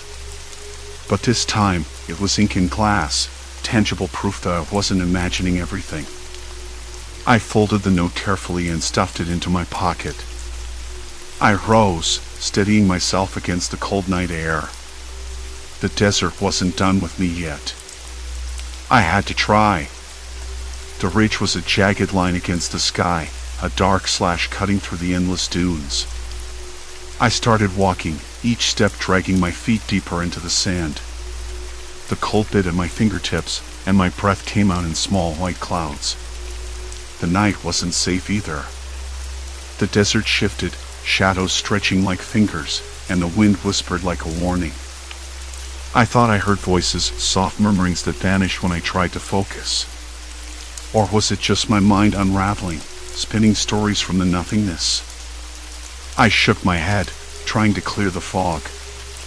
I had to stay grounded. I had to keep moving. After what felt like an eternity, I reached the ridge's edge. My eyes searched the darkness but found nothing but sand and stars. The moon was a pale witness overhead, indifferent to my struggle. I sank to the ground, the cold seeping into my bones. I thought about giving up, letting the desert swallow me whole. But then I remembered something my father once said during one of our hikes, long before I understood how the world could turn hostile. Sometimes, you don't find what you're looking for. You find yourself instead. I closed my eyes and listened. The night, the wind, the silence, none of it was empty. It was full of stories, of survival and hope. I wasn't alone. Not truly. I pulled the note from my pocket again and traced the faded letters with trembling fingers. 3 miles east. That was all I had. The promise of water, of life. Dawn came slowly, bleeding pink and orange across the sky. The desert softened in the morning light, but the weight in my chest remained. I moved with purpose now, every step a small victory over the madness that had threatened to consume me. The sun rose higher, relentless and unyielding. Sweat burned my skin, salt stinging my eyes. My legs ached, but I kept going. The ridge stretched before me, a path carved by time and wind. Then, suddenly, a glimmer, a splash of blue reflected in the sunlight. My heart surged. Water. I stumbled forward, hands shaking as I reached the edge of a small basin cradled between rocks. A pool of clear, cool water lay still, surrounded by sparse greenery struggling to survive. The scent of damp earth was a balm to my senses. I knelt and cupped the water in my hands, bringing it to my lips. The cold liquid slid down my throat, fierce and pure. I drank until the ache eased and my vision cleared. I stayed there for a long while, just breathing, listening to the quiet rustle of leaves and the distant call of a bird. The desert was still dangerous, still vast and indifferent, but I had found something real. Something I could hold on to. As I rested, I thought about the mirages, the shimmering oases, the ghostly figures, the whispered voices. They had been my mind's desperate attempt to survive, a fragile thread between hope and despair. But now, with water beneath my hands and earth beneath my feet. The line between madness and reality blurred and then settled. I was not lost anymore. Later, when I climbed back to the ridge, I looked out over the endless dunes. The desert stretched on, vast and silent, but it no longer held power over me. I had walked through fear and solitude and come out the other side. My hands were still raw from the sand, my clothes torn and stained, but my spirit was steady. I understood now that the true terror wasn't the desert itself. It was the isolation, the silence, the mind's betrayal. But I had faced it. I had survived it. I whispered to the wind, a quiet farewell to the illusions that had haunted me. "Thank you," I said, "for teaching me how to keep going." The sun climbed higher, warm and steady. I stood tall and began to walk again, not chasing a mirage, but following the path I had chosen. The desert was no longer a prison, but a place of reckoning. And I was ready. I would find my way home.